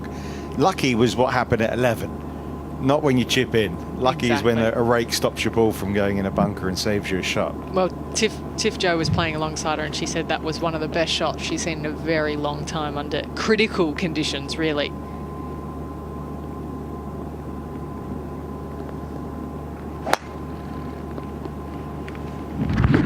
And the importance of that chip in yesterday was it gave her the platform, didn't it? It put her in to a share that I put her in the final group, and it has given her the platform to do what she's doing today.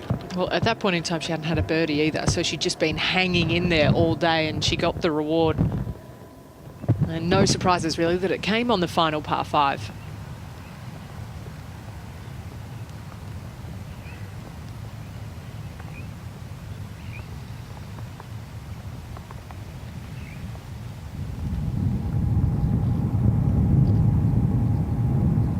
Kang's also laid up at this par 5, as Saganda did.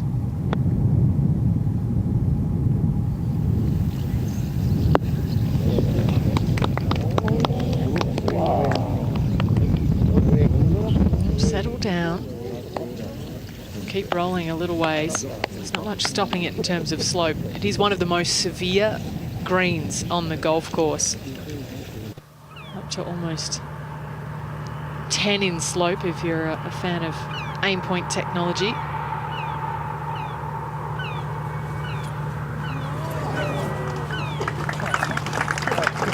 Never quite been in the mix this week, Georgia Hall. Should hopefully knock it in for a round of 72. Now, where's So Yeon Yu going here? Nowhere near the flag. Nowhere near the fairway. She had to go out the other way. Didn't have a choice, obviously, in terms of her stance in that bunker. It found one of the 3 pot bunkers on the left front of 16.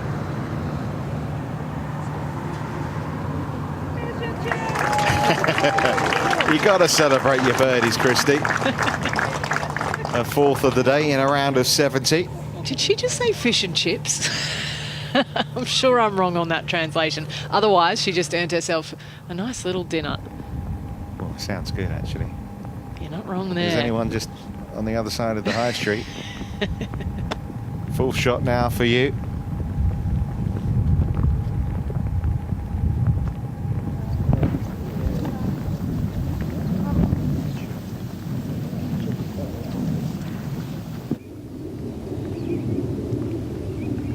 See all 3 balls all in position to reach this par 5 in 2.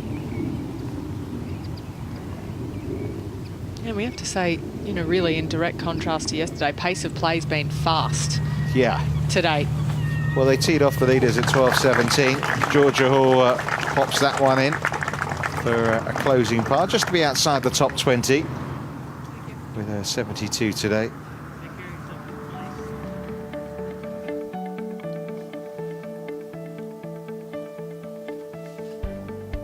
Well, there would have been a whole number of players who felt they were in with a chance heading into the final round. The top 26 players only separated by 6 shots, but realistically, you'd say it's down to potentially 3 players all in that final group. Haji Kang's got no better than a birdie chance coming up. Amy Yang really needs eagle. But the way Area Jatanagarn's played these closing 3 holes, she's going to be a tough one to knock off the top of the leaderboard.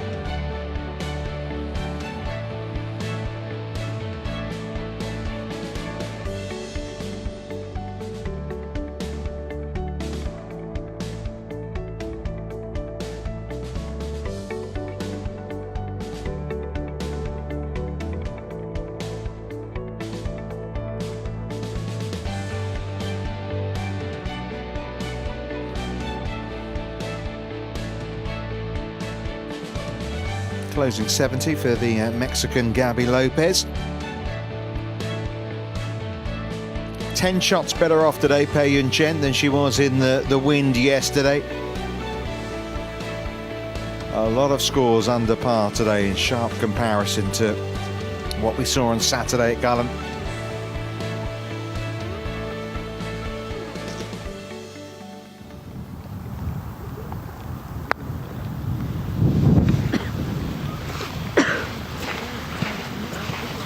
almost requiring a running start. Maybe even a bump hybrid. That was a long way up the slope. Just ticking over, 4:30 local time. We're about 45 minutes due east of Edinburgh.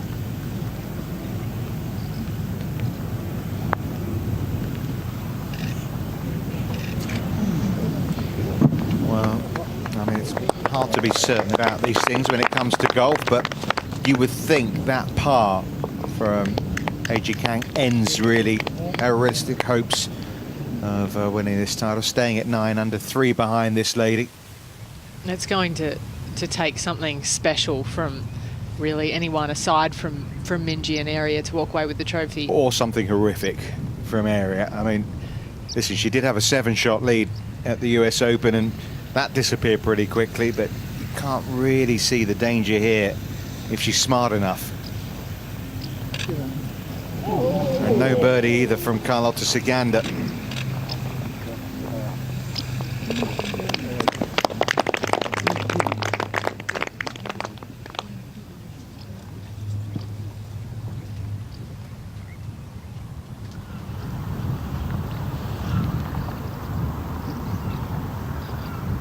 This up at 17.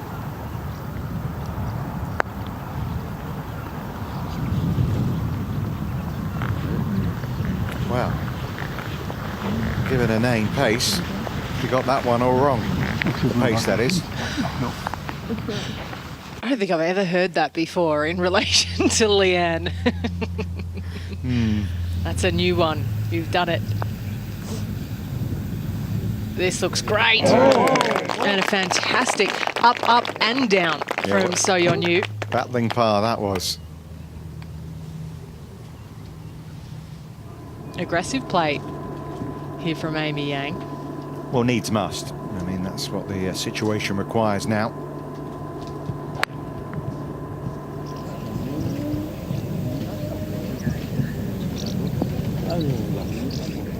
Into the So Yeon Yu bunker over there. Let's hope she has better luck with the stance than So Yeon had.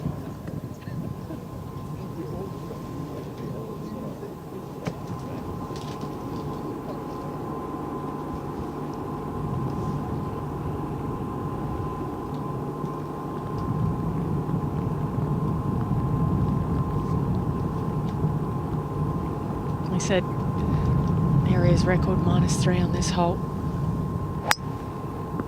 Exactly the same for Minjee Lee. Birdied this hole every single day. And that got a fancy bounce.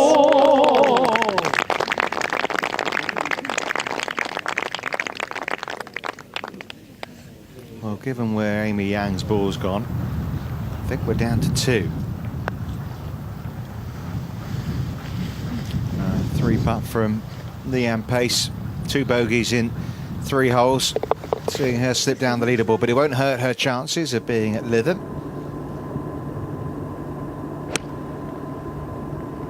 Trying to turn this one in.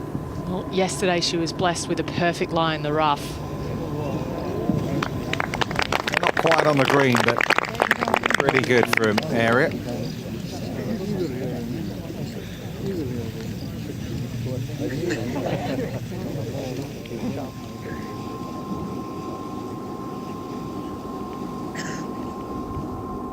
Par 3 17th today, playing 186 yards. Move the tee forward and the flag back. And you really do need to fly it at least 170 yards off the tee to give yourself any kind of makeable birdie putt.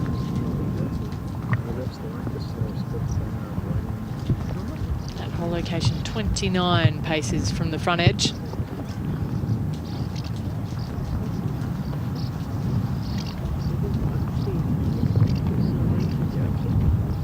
And this hole, if you can believe it, it's been anything from an 8-iron in hand to a hybrid in the last 3 days.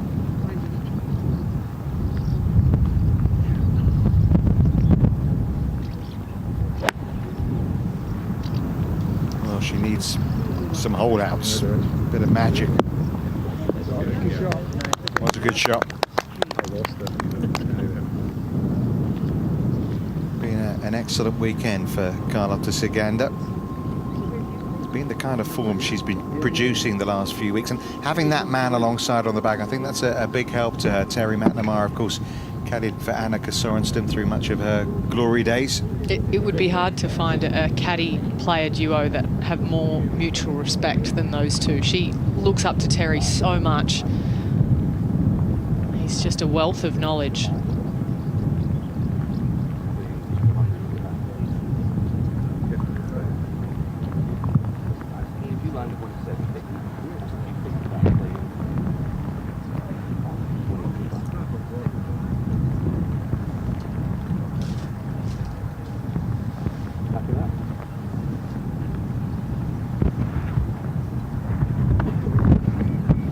It's going to be a hybrid again.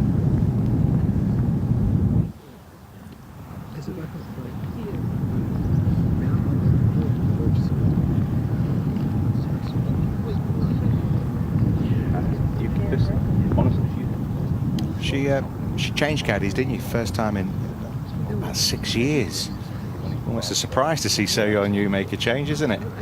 Yeah, no, to be honest with you, I don't think she really dictated that change. Tom Watson, who was a long-time caddy Australian, he wanted to spend a little bit more time at home and needed a bit of a recharge, and I'm not sure anyone's really better for that. He was a great character, but she's gone from one Aussie to another in Mikey Patterson. He's got a wealth of experience for another legendary player in the shape of Kari Webb. He was on the bag for many of her wins.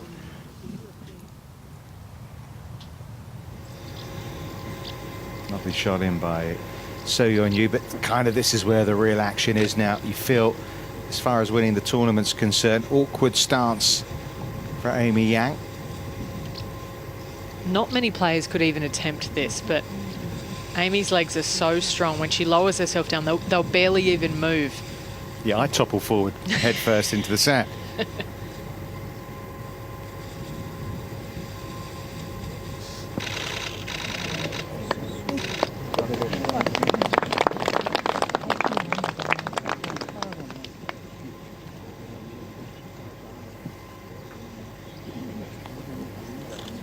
It's worth another look. Look at that, head stays in exactly the same position. That's what you really need to focus on. Try not to have too much vertical movement. That's when you start getting in trouble.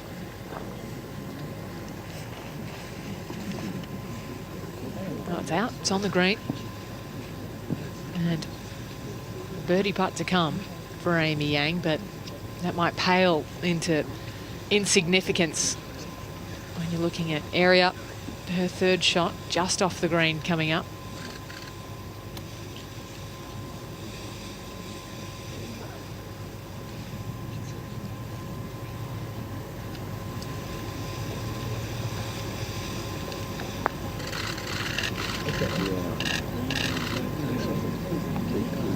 Well, no eagle today, and not looking best pleased with that either. Bit of work there for the birdie. She's been doing a lot of work on her putting. She's actually been practicing putting with a wedge with a short game coach, Gareth Raflewski. He's got to be happy. He's got the number one and number two putters on the tour this year. They just so happen to be sisters. Not to mention Tiffany Joe, who had the hottest putter of the week. Even with the bad day on the greens yesterday, she's still leading the putting stats here at Gullen.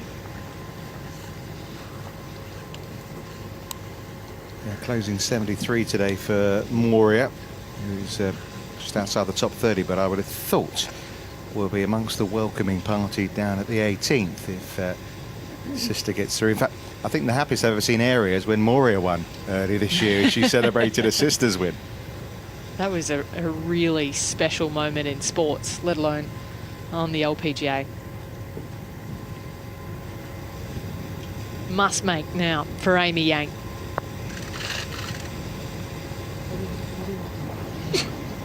And from the pace of that, it looks as though she's aware of the situation. hard not to be playing alongside the calibre of Minjee Lee and Area Jutanagarn, first player from Thailand to win on the LPGA. It kind of feel like as we watch Haji Kang's long putt here for birdie, and not a bad effort from that.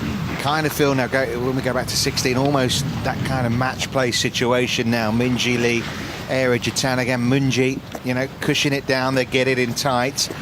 Make sure of your birdie, put the pressure a little bit on Area, see what she's made of. That's certainly a tester coming up. That's no gimme. And this is going to be a challenging putt. It's uphill for the first section. Will sling off the ridge on the right-hand side.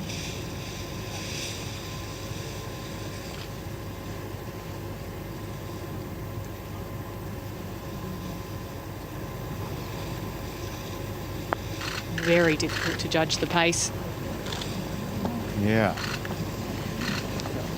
There's a case in point. So that not as tight in as I was saying in terms of putting that pressure on Area's concerned. And now a role reversal coming up in a moment.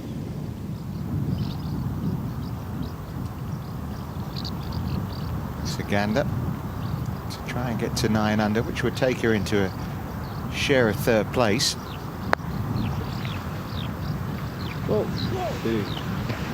Another one that comes up short. Story of the day.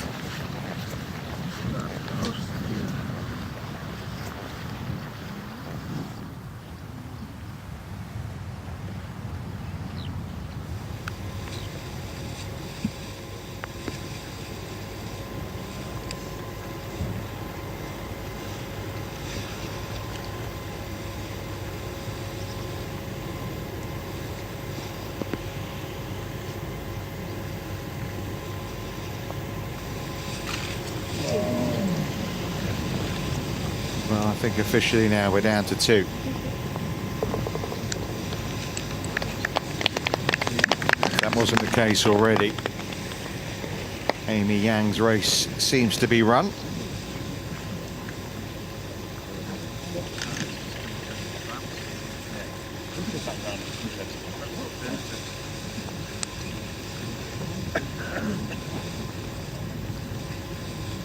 Drop shot for Amy Yang, back to 8 under she goes. Now, birdie putts coming up for Minjee Lee and Area Jutanagarn. This, at least for the time being, would give Area a 2-shot lead.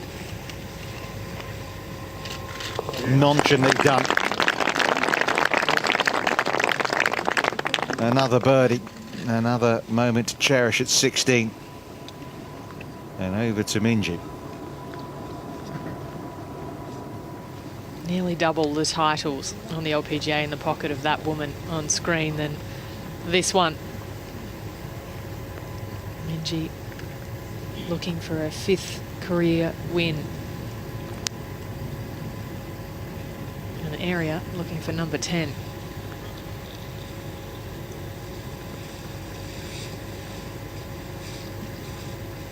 Uphill, a little right to left. Okay, well done. So, the Ladies Scottish Open title is down, it seems, now to just Minjee Lee and Area Jutanagarn.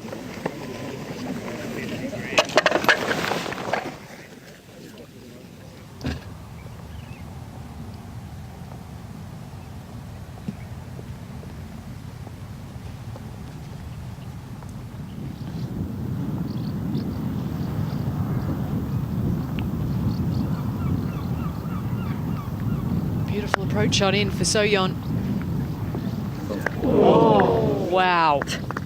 That got a lot of lip then. And a bit of a wry smile as well.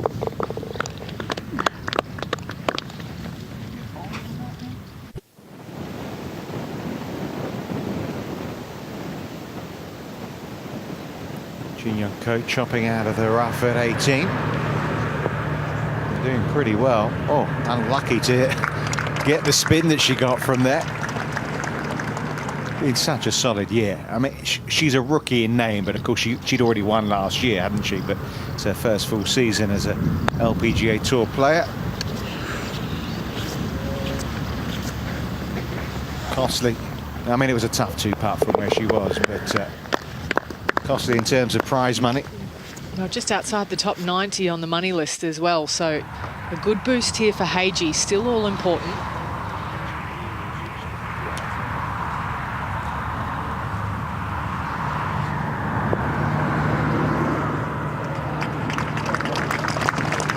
Well, she'll change her plans. No need to be playing qualifying tomorrow for the Women's British. And herself a sleep in on a Monday. Carlotta, of course, would love to become the first Spanish lady to win a major. Yeah, well done. Yeah, well done. Waterproofs her off.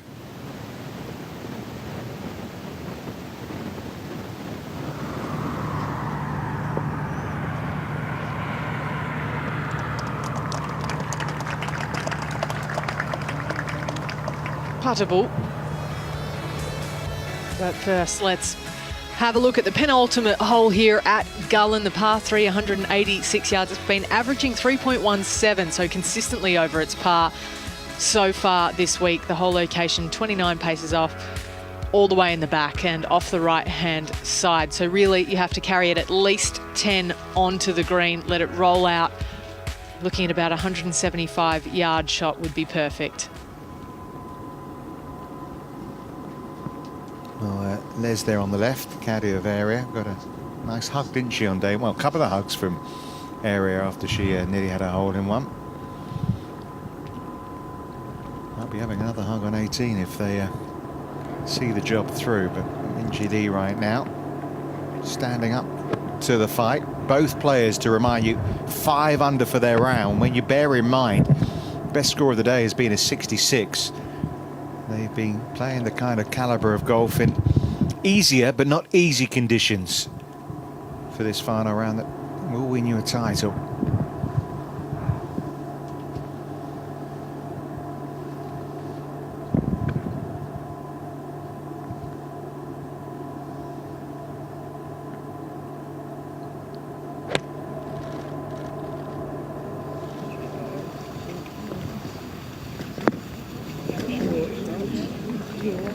Should have liked it in the air, but maybe needed another club. Not the first we've seen do that here. Yet to see anyone hit it past the pin on 17, but having said that, it's not really the place to be anyway. Yeah, you're right. She has got the putter at it.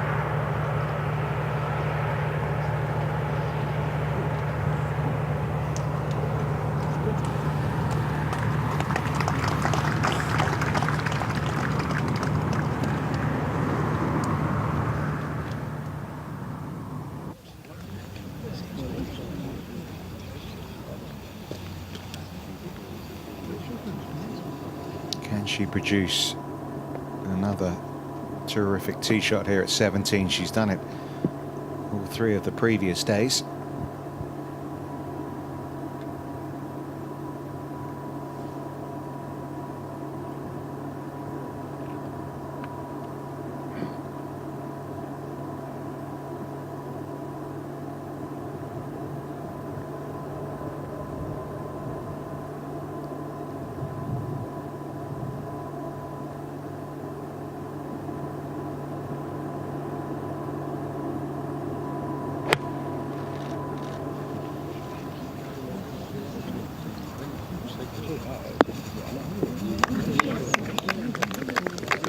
Well, by our standards, this hole pretty average, but pretty, you'd have to say, honours even between those two there at 17.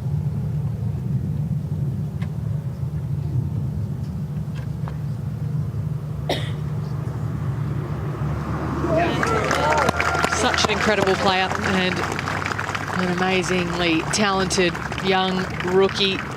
Jin Young Ko finishes off with a 67. Caddy, Australian Dean Herden there. He seems pretty chuffed by it. Well, she's currently in a share of 3rd place after posting that 67.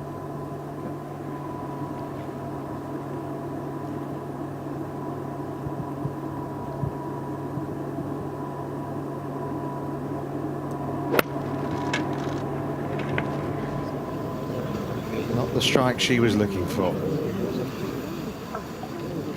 Oh, another rake that comes to the rescue. Not quite as big a rescue. I mean, it'd be amazing, wouldn't it, if Area wins this by 1? The rake that won it. The rake to the CME Globe. Very good. I'm sure there's a few more in. Should be raking in a few more dollars because of it as well. We'll put a plaque out there on 11.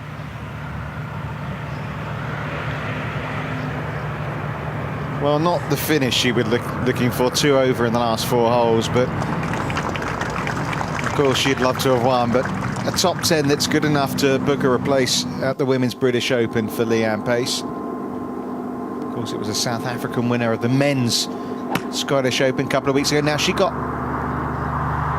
close to the green yesterday, but she's going with 3-wood today. Should have gone with the driver. That driver was pretty impressive.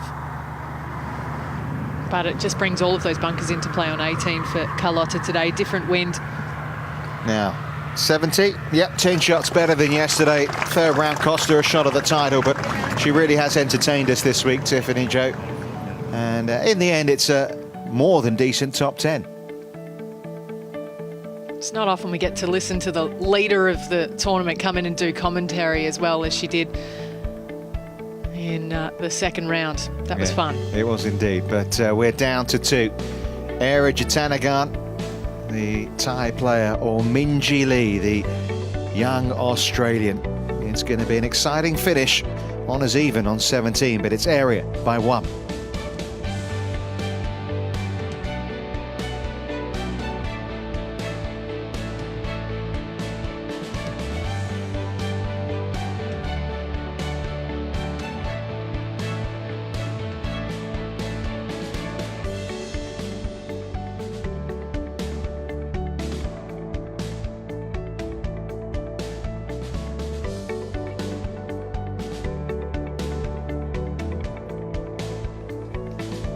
Well, it's been a good week. A lot of these players had chances. So Yeon-Yu, disappointing final round for her. Disappointing weekend in all. I mean, it was interesting. Sung-Hyun Park, So Yeon-Yu also could have got to world #1 with a win this week. And at the halfway stage, they were all there, weren't they? But it's only been Area who's kind of really stuck around.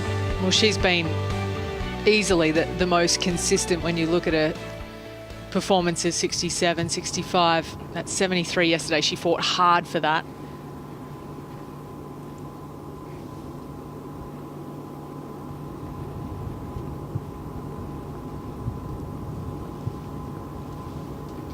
Managed to miss the bunker.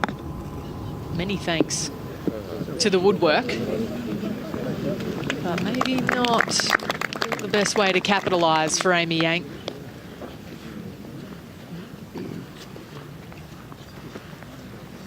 That tee shot just kind of gave you the feeling that the wind might be out of the sails a little bit. Yeah, the adrenaline goes, doesn't it? You're in with a chance of winning all day, and then the realisation that barring a hole-in-one miracle or a real aberration from your 2 playing partners, that your chances of winning have gone. Again, it's a putting contest here, isn't it, between these 2? Back to our match play situation. You'd want to be putting first? I'd want to be Area, to be honest with you. Well, with a 1-shot lead, or just in general in life? She's leading both putting stats on tour. She's leading nearly every... She's leading a lot of categories, yeah. Not to mention the all-important ones when you have a look at top 10s, Rolex Player of the Year points, wins, birdies, scoring average. That's a good one to be on the top of. But again, it's just a chance, isn't it? Maybe for her opponent here to put a little bit of pressure on her. Again, if she just knock it into gimme range.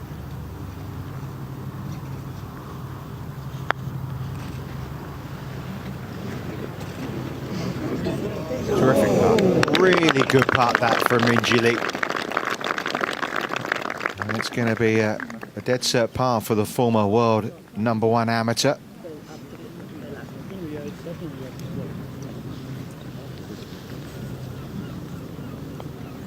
So ask a little bit of a question from Mary, although she would have got a good feel for the speed from that putt from Minjee.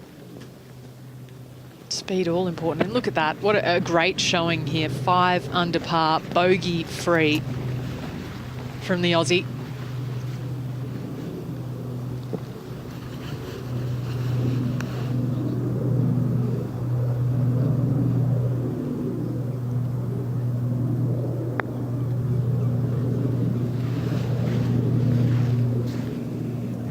Not bad.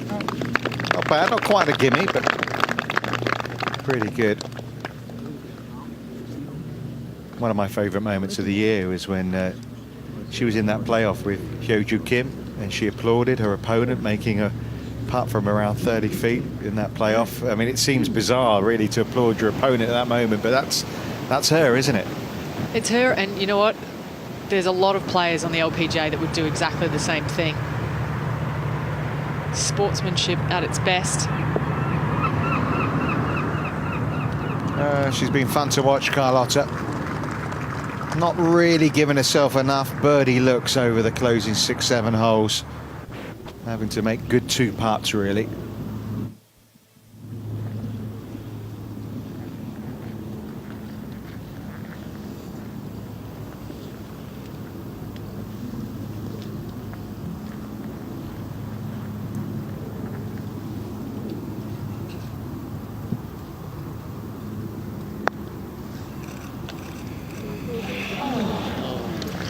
Another drop shot for Amy Yang.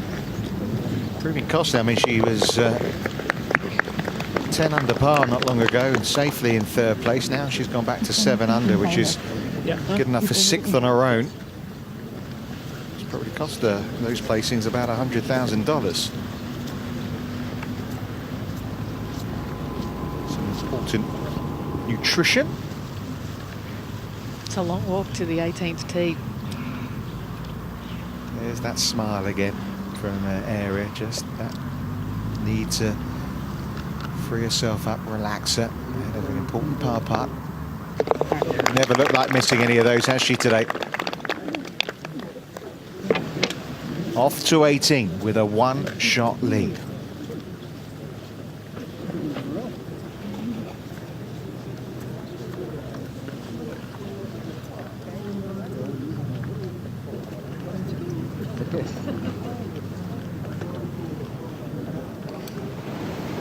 We're off to 18 with So-Yeon Yu.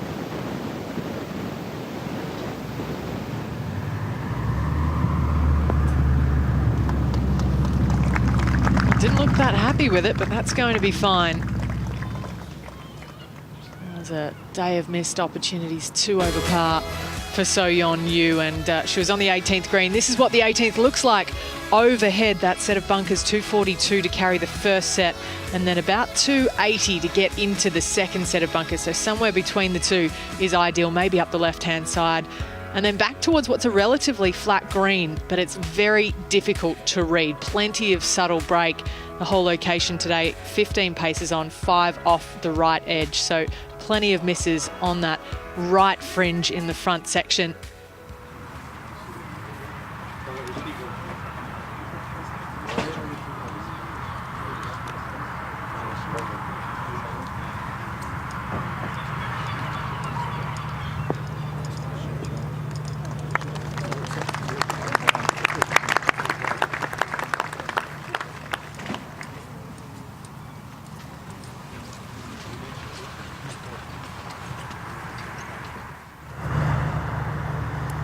Come down towards the 18th tee. As you say, quite a long walk from the 17th green. Downhill though, so a pleasant walk, particularly if you're in contention. Chance to think about things, to plan what you're going to do here. There is plenty of trouble. I mean, brave souls, aren't they, in the grandstands today? At least it's dry now.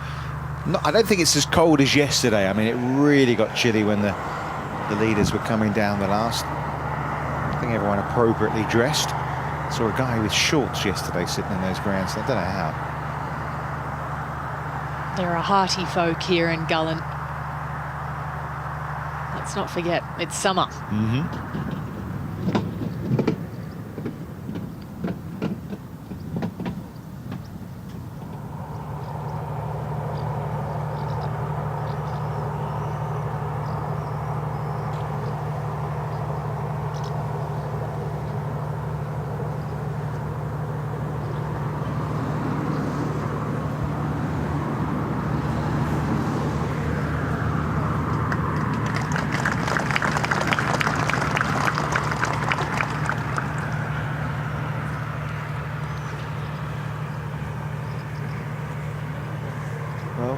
mind the final 3-ball went off at 12:15. They took 5.5 hours yesterday. They're going to get it maybe inside 5 hours today. Such a better pace of play. I mean, I know the conditions yesterday obviously played their part, but at times it was painfully slow. But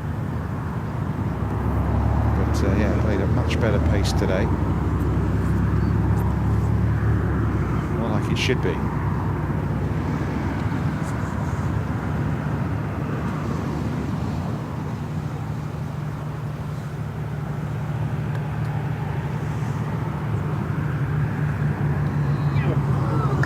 Took a little hop off the putter face, but didn't seem to hurt it for Heiji Kang.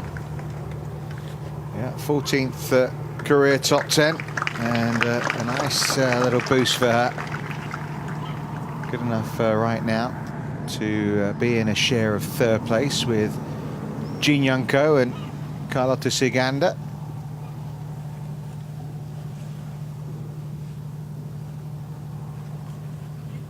Minjee Lee to go first here at 18. Just avoid the bunkers, really. That's the key.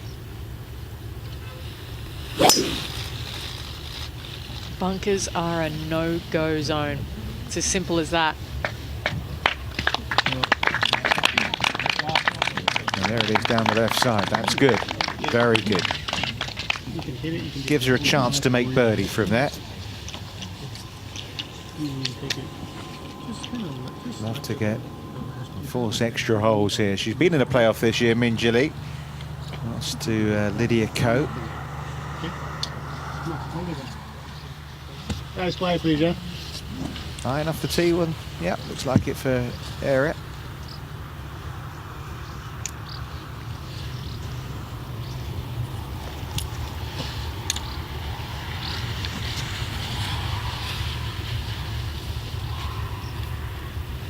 Just cutting the corner down that left-hand side with the iron. That's the plan.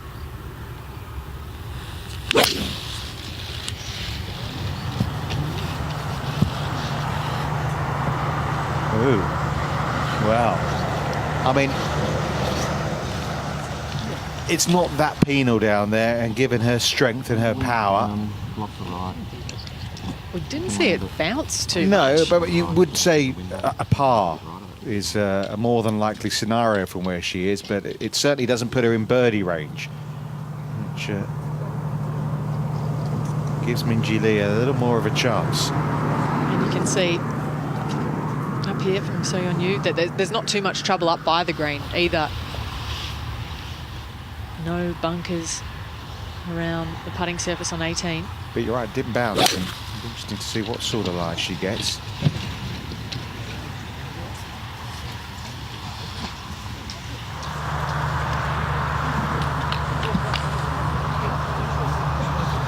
Not the place to be. And it's been like that, I'm afraid, for Amy Yang over the last hour or two.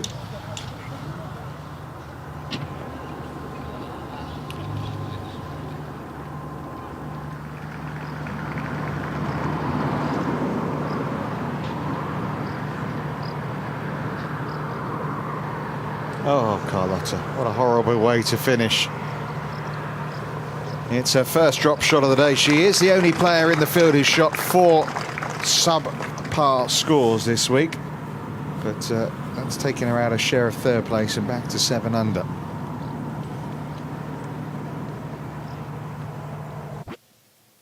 But her ship has sailed.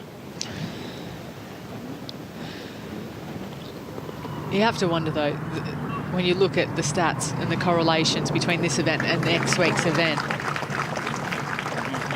it's a great confidence booster for all of these players. Kang, Yu, well, they've tackled Ciganda. conditions, haven't they? You know, it's all very well practicing in these conditions, but to practice in them competitively, I think it should hold you in better stead. Inbee Park, though, wherever she is, I'm sure she's somewhere in the northwest of England right now, having put in a lot of practice. She obviously thinks differently. Each to their own. Francesco Molinari did it a different way as well, didn't he? All worked out pretty well for the Italian. Eri Jitanagan in the rough down the left-hand side. Minjee Lee down the middle of the fairway. It's a tie by 1 coming down the last hole.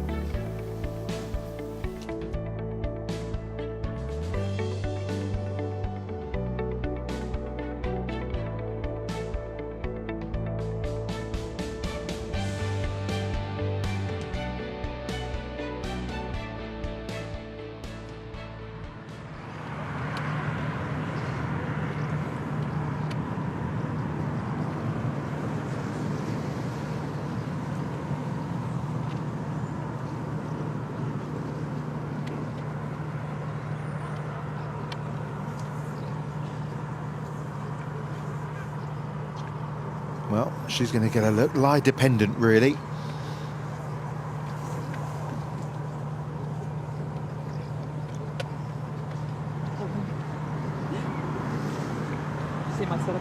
See Minji's parents out in the crowd. Yeah, exactly. I mean, it's just getting it back home for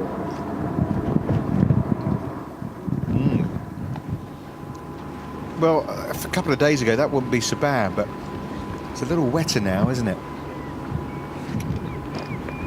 It's just so unpredictable when the ball's sitting down like that, and you can see a little bit more green growth, and that's going to make the club face turn over even more. I mean, the good news is, as we watch Amy Young, I think she's going to chip out here. The good news for her, in a way, for Area is that she's got that backstop of the grandstand. So, you know, if she's going big, it's only going to go so big. True, and, you know, we've seen a lot of players use that tact already this week. A couple of drop zones, so many options, and it is almost a little bit like a funnel, but the only downside is the angle. And if this turns over, left isn't great over by all of that, the media centre and the players' lounge. You'd have to expect her to be aiming almost at the white building in the back. Try and hold the club face open as much as possible while you swing through it. She can chase this up. Nothing in front of the green to stop it.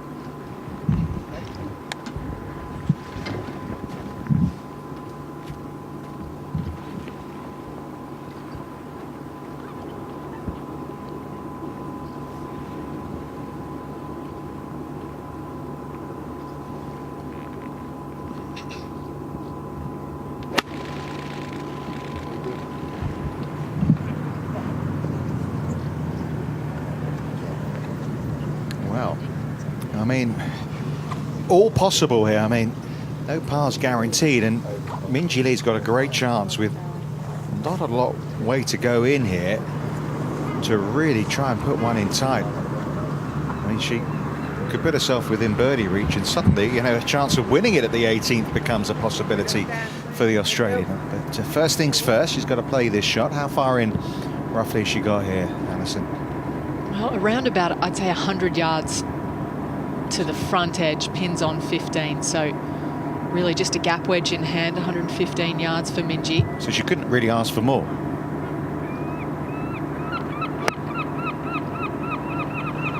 Didn't waste any time either, did she? It's a brilliant shot. It could well be the defining shot of the day from Minji Lee. Over to you, Area. That was huge in the layout of today and the landscape that this final round has taken. It's been pretty cruisy. You think about the break that Area got on 11, and now that shot from Minji Lee on 18. Yeah, since the 11th, they've matched each other completely, blow for blow. Both had birdies at the two par fives, the 11th and the 16th, both apart every other hole. And as you say, there hasn't really been momentum swings, but I mean, there could be the ultimate momentum swing here at 18.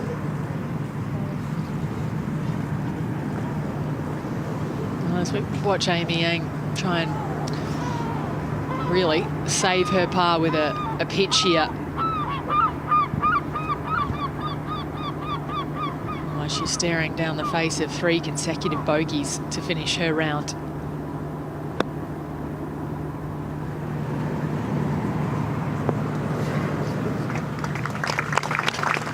Yeah, kind of run out of puff.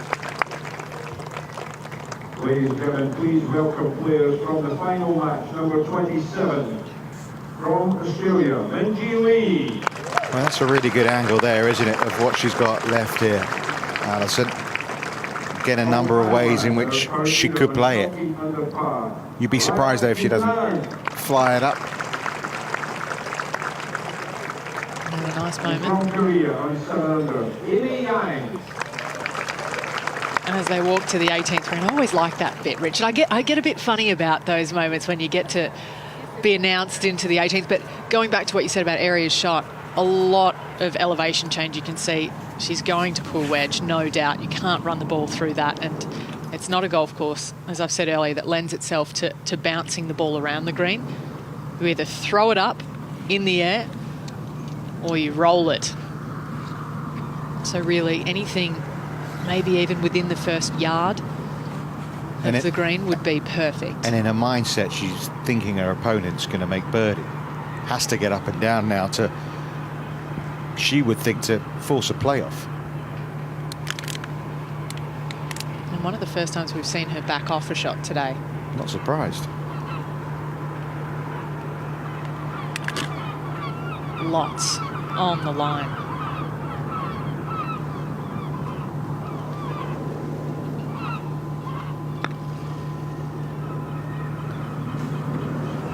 Brilliant. Absolutely brilliant.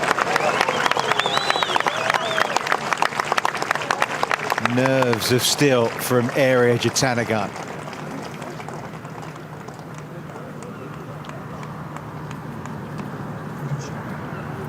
So, I mean, that pretty much guarantees her finishing at 13 under, which means Minji has to hold hers now, one would think, to send us back down the 18th. And that is the playoff scenario. 18, 18, 18, 17, 18, and back and forth. Well, I hope we don't go on that long, but I mean, yes, that is the scenario. But yeah, a bit of work for Minji, though. I mean, it's not a guaranteed three. She's given herself a great look. But first, it's Amy Yang, as you say, to avoid 3 drop shots to conclude her Ladies Scottish Open week.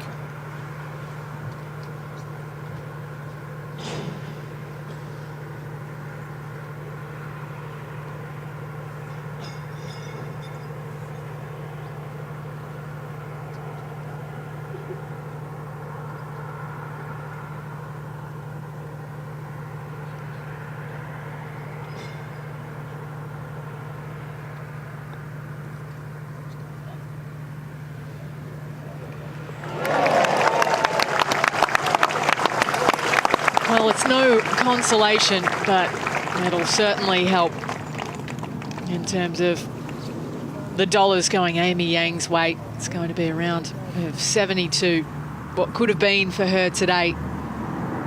But those bogeys on 16, 17 really saw her fall out of the mix, and now there's just 2. So this putt, I mean, we saw her when the pin position was in a different point of the green further back. It moved slightly right to left. Would this putt do a similar kind of thing? Pretty close. To be honest with you, it's in a section of the green that's actually just a small depression, and it's a very difficult part of the green to read. But I'd say maybe right edge, if anything. This effectively to force a playoff. She went left edge. Just apart from Minji Lee, which opens the door wide for Aria Jatanagarn.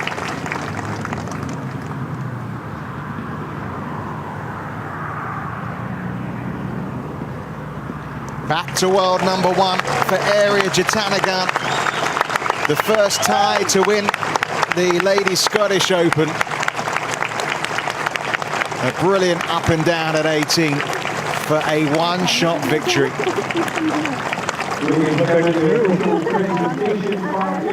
Absolutely stunning stuff. 5 under par today. And one of the most difficult up and downs I think she's had to face throughout the entire week to get the job done right there on 18.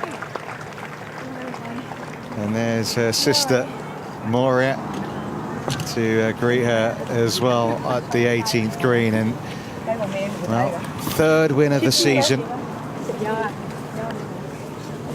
First lady on the LPGA Tour to do that. She's back to world number one, heading to the fourth major of the year.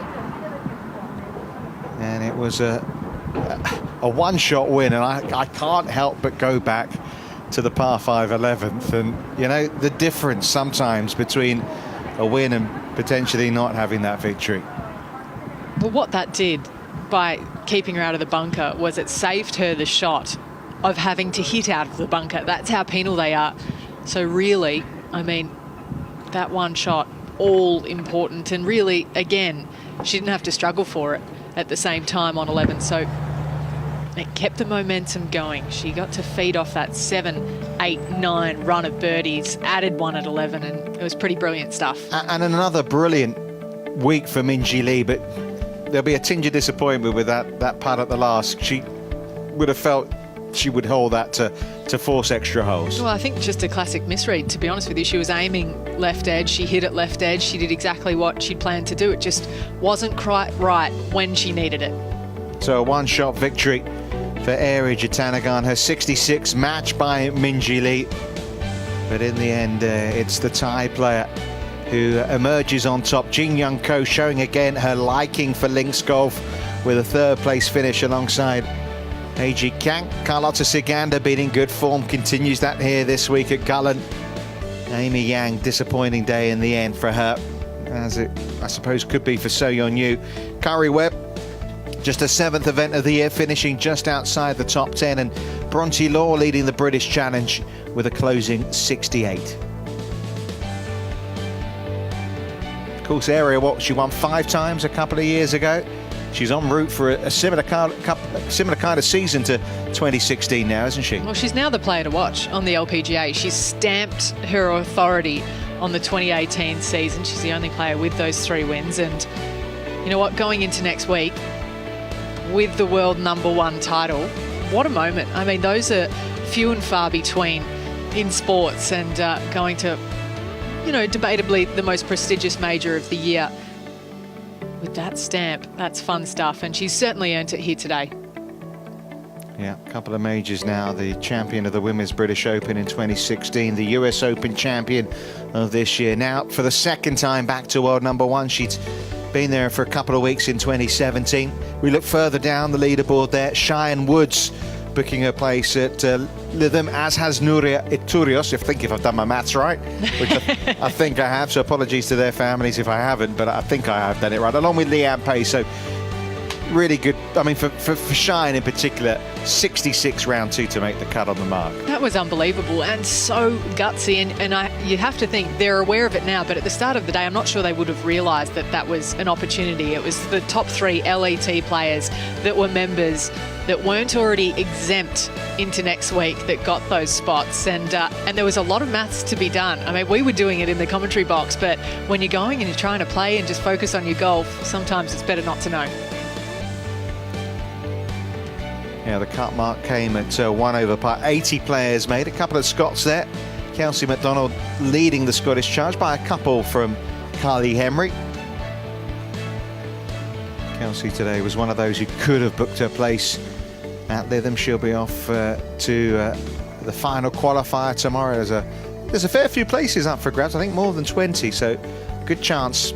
And someone like Paula Creamer, who she shot a 66 today.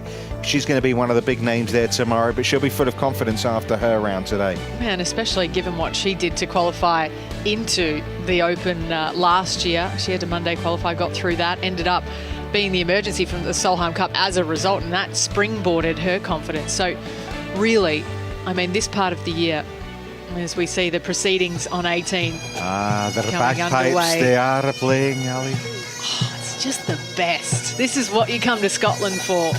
In the rain.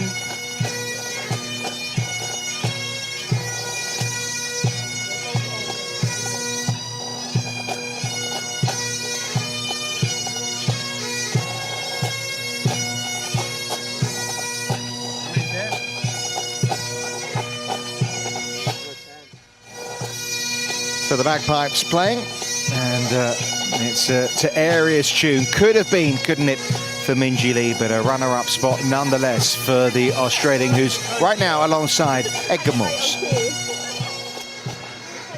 Always hard to answer these questions when you've just walked off a golf course. I mean, it's been a great week for you, but it was so close at the end. How are you feeling? I think overall I played really well this whole week. So, yeah, I mean, it was a great tournament, and congratulations, Aria. Tell me about the final hole. Yeah, I hit 50 degree in. I think I had like 106 meters to the pin. So, yeah, I was just behind the hole, but I obviously missed the putt. So, didn't quite get into the playoffs. So, yeah, but overall it was a good week. Final day 66. There's not much more you can do in these situations, is there? And you've managed to play in pretty much every single conditions the Scottish weather can give you this week. So, very happy with yourself. Yeah, I mean, I was striking the ball pretty well, and putting probably the best I have out of the last 4 days. So, yeah, no, overall it was a good week, and looking forward to next week. Good luck to you. Thank you. Yeah, and I mean, listen, Aria, we know is the player, if you like, 3 wins under her belt, but in terms of a win under her belt, top 10s, I mean, she's got to be right up there at Minjee Lee right now as one of the informed players. Well, definitely, and you know, for those people that haven't seen Lytham yet, it is all dependent on driving accuracy, and she's number 2 in driving across the board for the LPGA, so that's going to put her in good stead. Well, the weather, I suppose you could say, pretty much Scottish fare with the Scottish music. Dreek is what they call it here, misty and wet. And it was a bit of a damp squib of a finish as far as I'm sure Amy Yang's concerned, but another who's had a pretty good week. I think Edgar is now alongside her. Not the final day you're after, obviously, but still a good week. What are your thoughts right now? You know, it's been a little disappointing day today for me. Just struggle putting a little bit, but overall, you know, I had a good week. I played solid golf this week, so I'll take that positive to next week. I guess the course was playing so much differently than it was yesterday, and then it was playing so much differently from the day before. So was it just a question of struggling to adjust slightly today to how the course was playing? I'm sorry? Were you struggling perhaps today to adjust to how the course was playing with no wind and obviously more rain? You know, yeah, rain makes a little softer course out there, but it was mostly, I had a hard time, you know, make the good putting speed on the green. So, but, you know, still, I think I did a good job this week, yeah. Certainly did. Well done. Thank you. Yeah, disappointed Amy Yang, understandably. Good of her to chat to us nonetheless. Plenty of puff needed from the ladies and gentlemen there in the bagpipe band. And some hardy spectators in the rain still huddled in the grandstand at the back of this 18th at Gullen.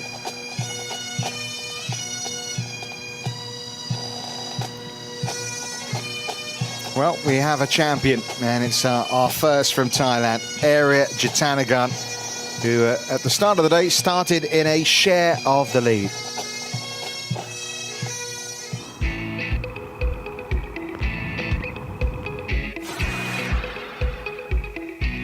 Made a good par save at the first, just through the back of the green at the second in 2. No trouble at all for a player of Aria's calibre.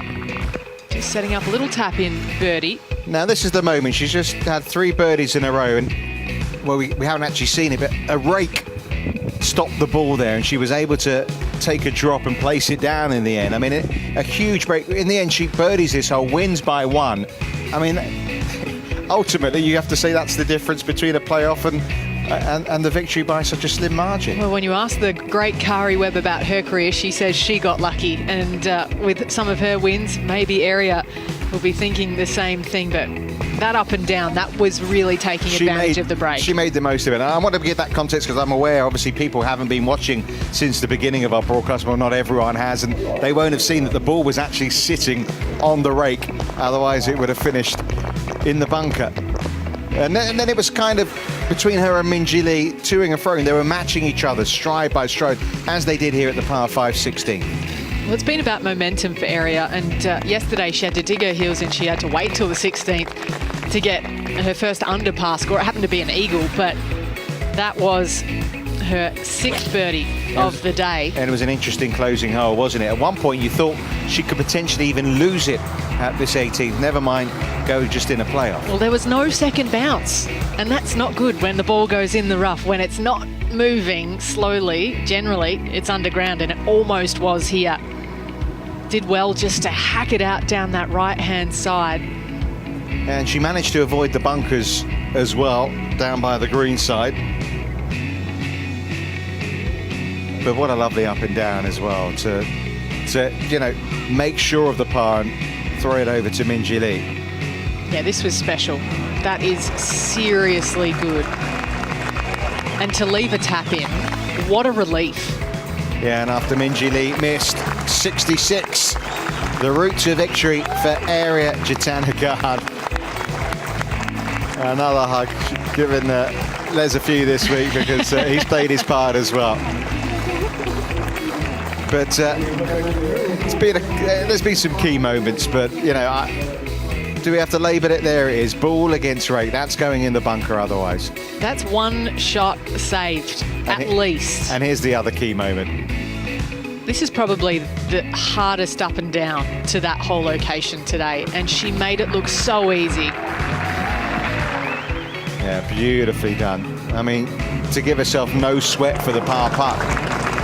And that's a very low percentage shot on this golf course. I mentioned you want to keep it low or you want to throw it way up in the air, but she played that. I'm giving that a 10 out of 10. Well, we're just waiting for the champion to emerge from the scorer's tent. And then we'll be hearing from our winner, the new world #1, the new Ladies Scottish Open champion. And it's been a brilliant week all round, really. We've had everything, ending in a bit of Scottish drizzle at the Aberdeen Standard Investments Ladies Scottish Open. Obviously one of the local high schools providing us with a little bit of the music. You know, I remember the first time I played the Ladies Scottish Open. I thought you were going to say the first time I played the bagpipes. it was the year that Katrina Matthew won, and it was such a sense of occasion on the 18th. It was lovely. Well, let's hear from the new world #1, our new champion here in Scotland this week, Arya Jitanagarn, once again alongside Edgar Morse.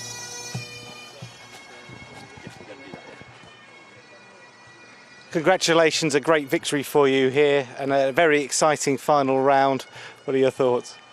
Wow, I mean, I had so much fun. Didn't expect to win the tournament, you know, because like it's link course and, you know, Minjee keep playing so well. She hit like solid. She make a lot of putt. What do you think was the key to your victory here this week? I think patience and not think about the outcome, you know, because especially when it's windy, raining, we try to make putt, we try to make birdie, it's not going to help. In some ways, that eagle late yesterday really gave you the momentum where you chipped in on the 16th for the win today. Do you think that's fair? For me, yeah. And of course, it's an extra special win for you this week because it puts you back to world #1. What does that mean? I mean, it's mean a lot to me to win this tournament because, like, I told my caddy this week, I'm like, you know what, I really want to win on link course, or even like one time in my life, that'd be good. So right now, my dream come true. And of course, it's the perfect preparation for you for the British Open. You must be going there full of confidence. Yeah, I feel a lot better with link course, so I hope I play okay next week. Very well done. Thank you. Well, she hopes she plays okay next week. I'm sure she will, although, you know, in all seriousness, as she gets the trophy here, hold up. Jill Maxwell, the Global Head of Sponsorship of Aberdeen Standard Investments, and John Sweeney there on the right, the Deputy First Minister of the Scottish Government, posing with Arya with the trophy. 16th edition of this Aberdeen Standard Investments Ladies Scottish Open.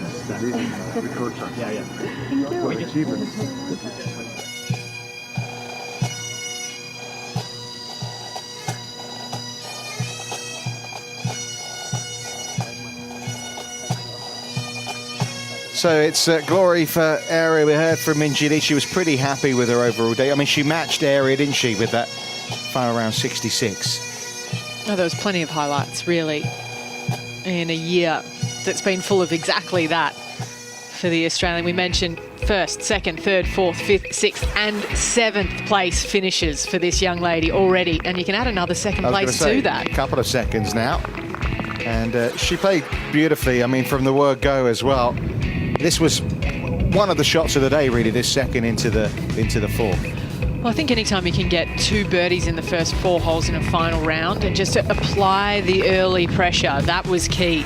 And it was an unlikely birdie there at 4, but she tapped that in. Yeah, and she parred away until the 10th where she made birdie and almost chipped in for eagle at 11. And she was matching area stride for stride, although, of course, the Tide had those 3 birdies just before the turn. I mean, that's unlucky, isn't it? She had a few putts to tie area at the top.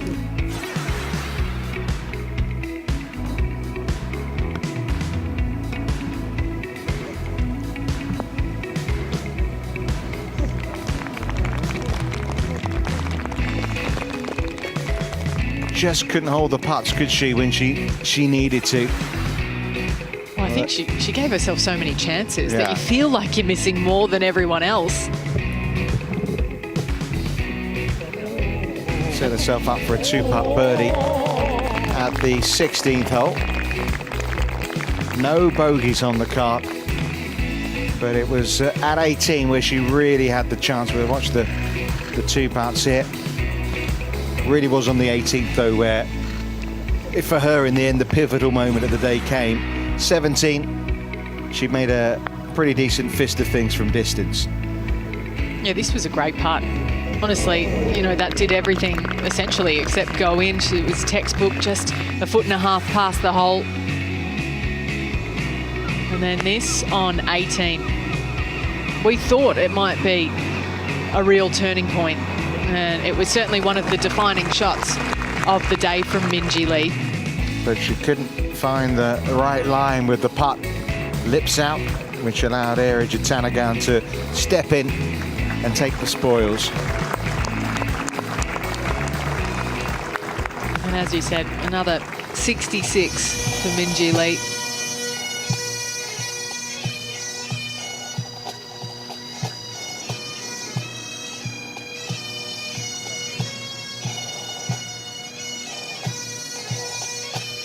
Well, much entertainment today, and what a brilliant weekend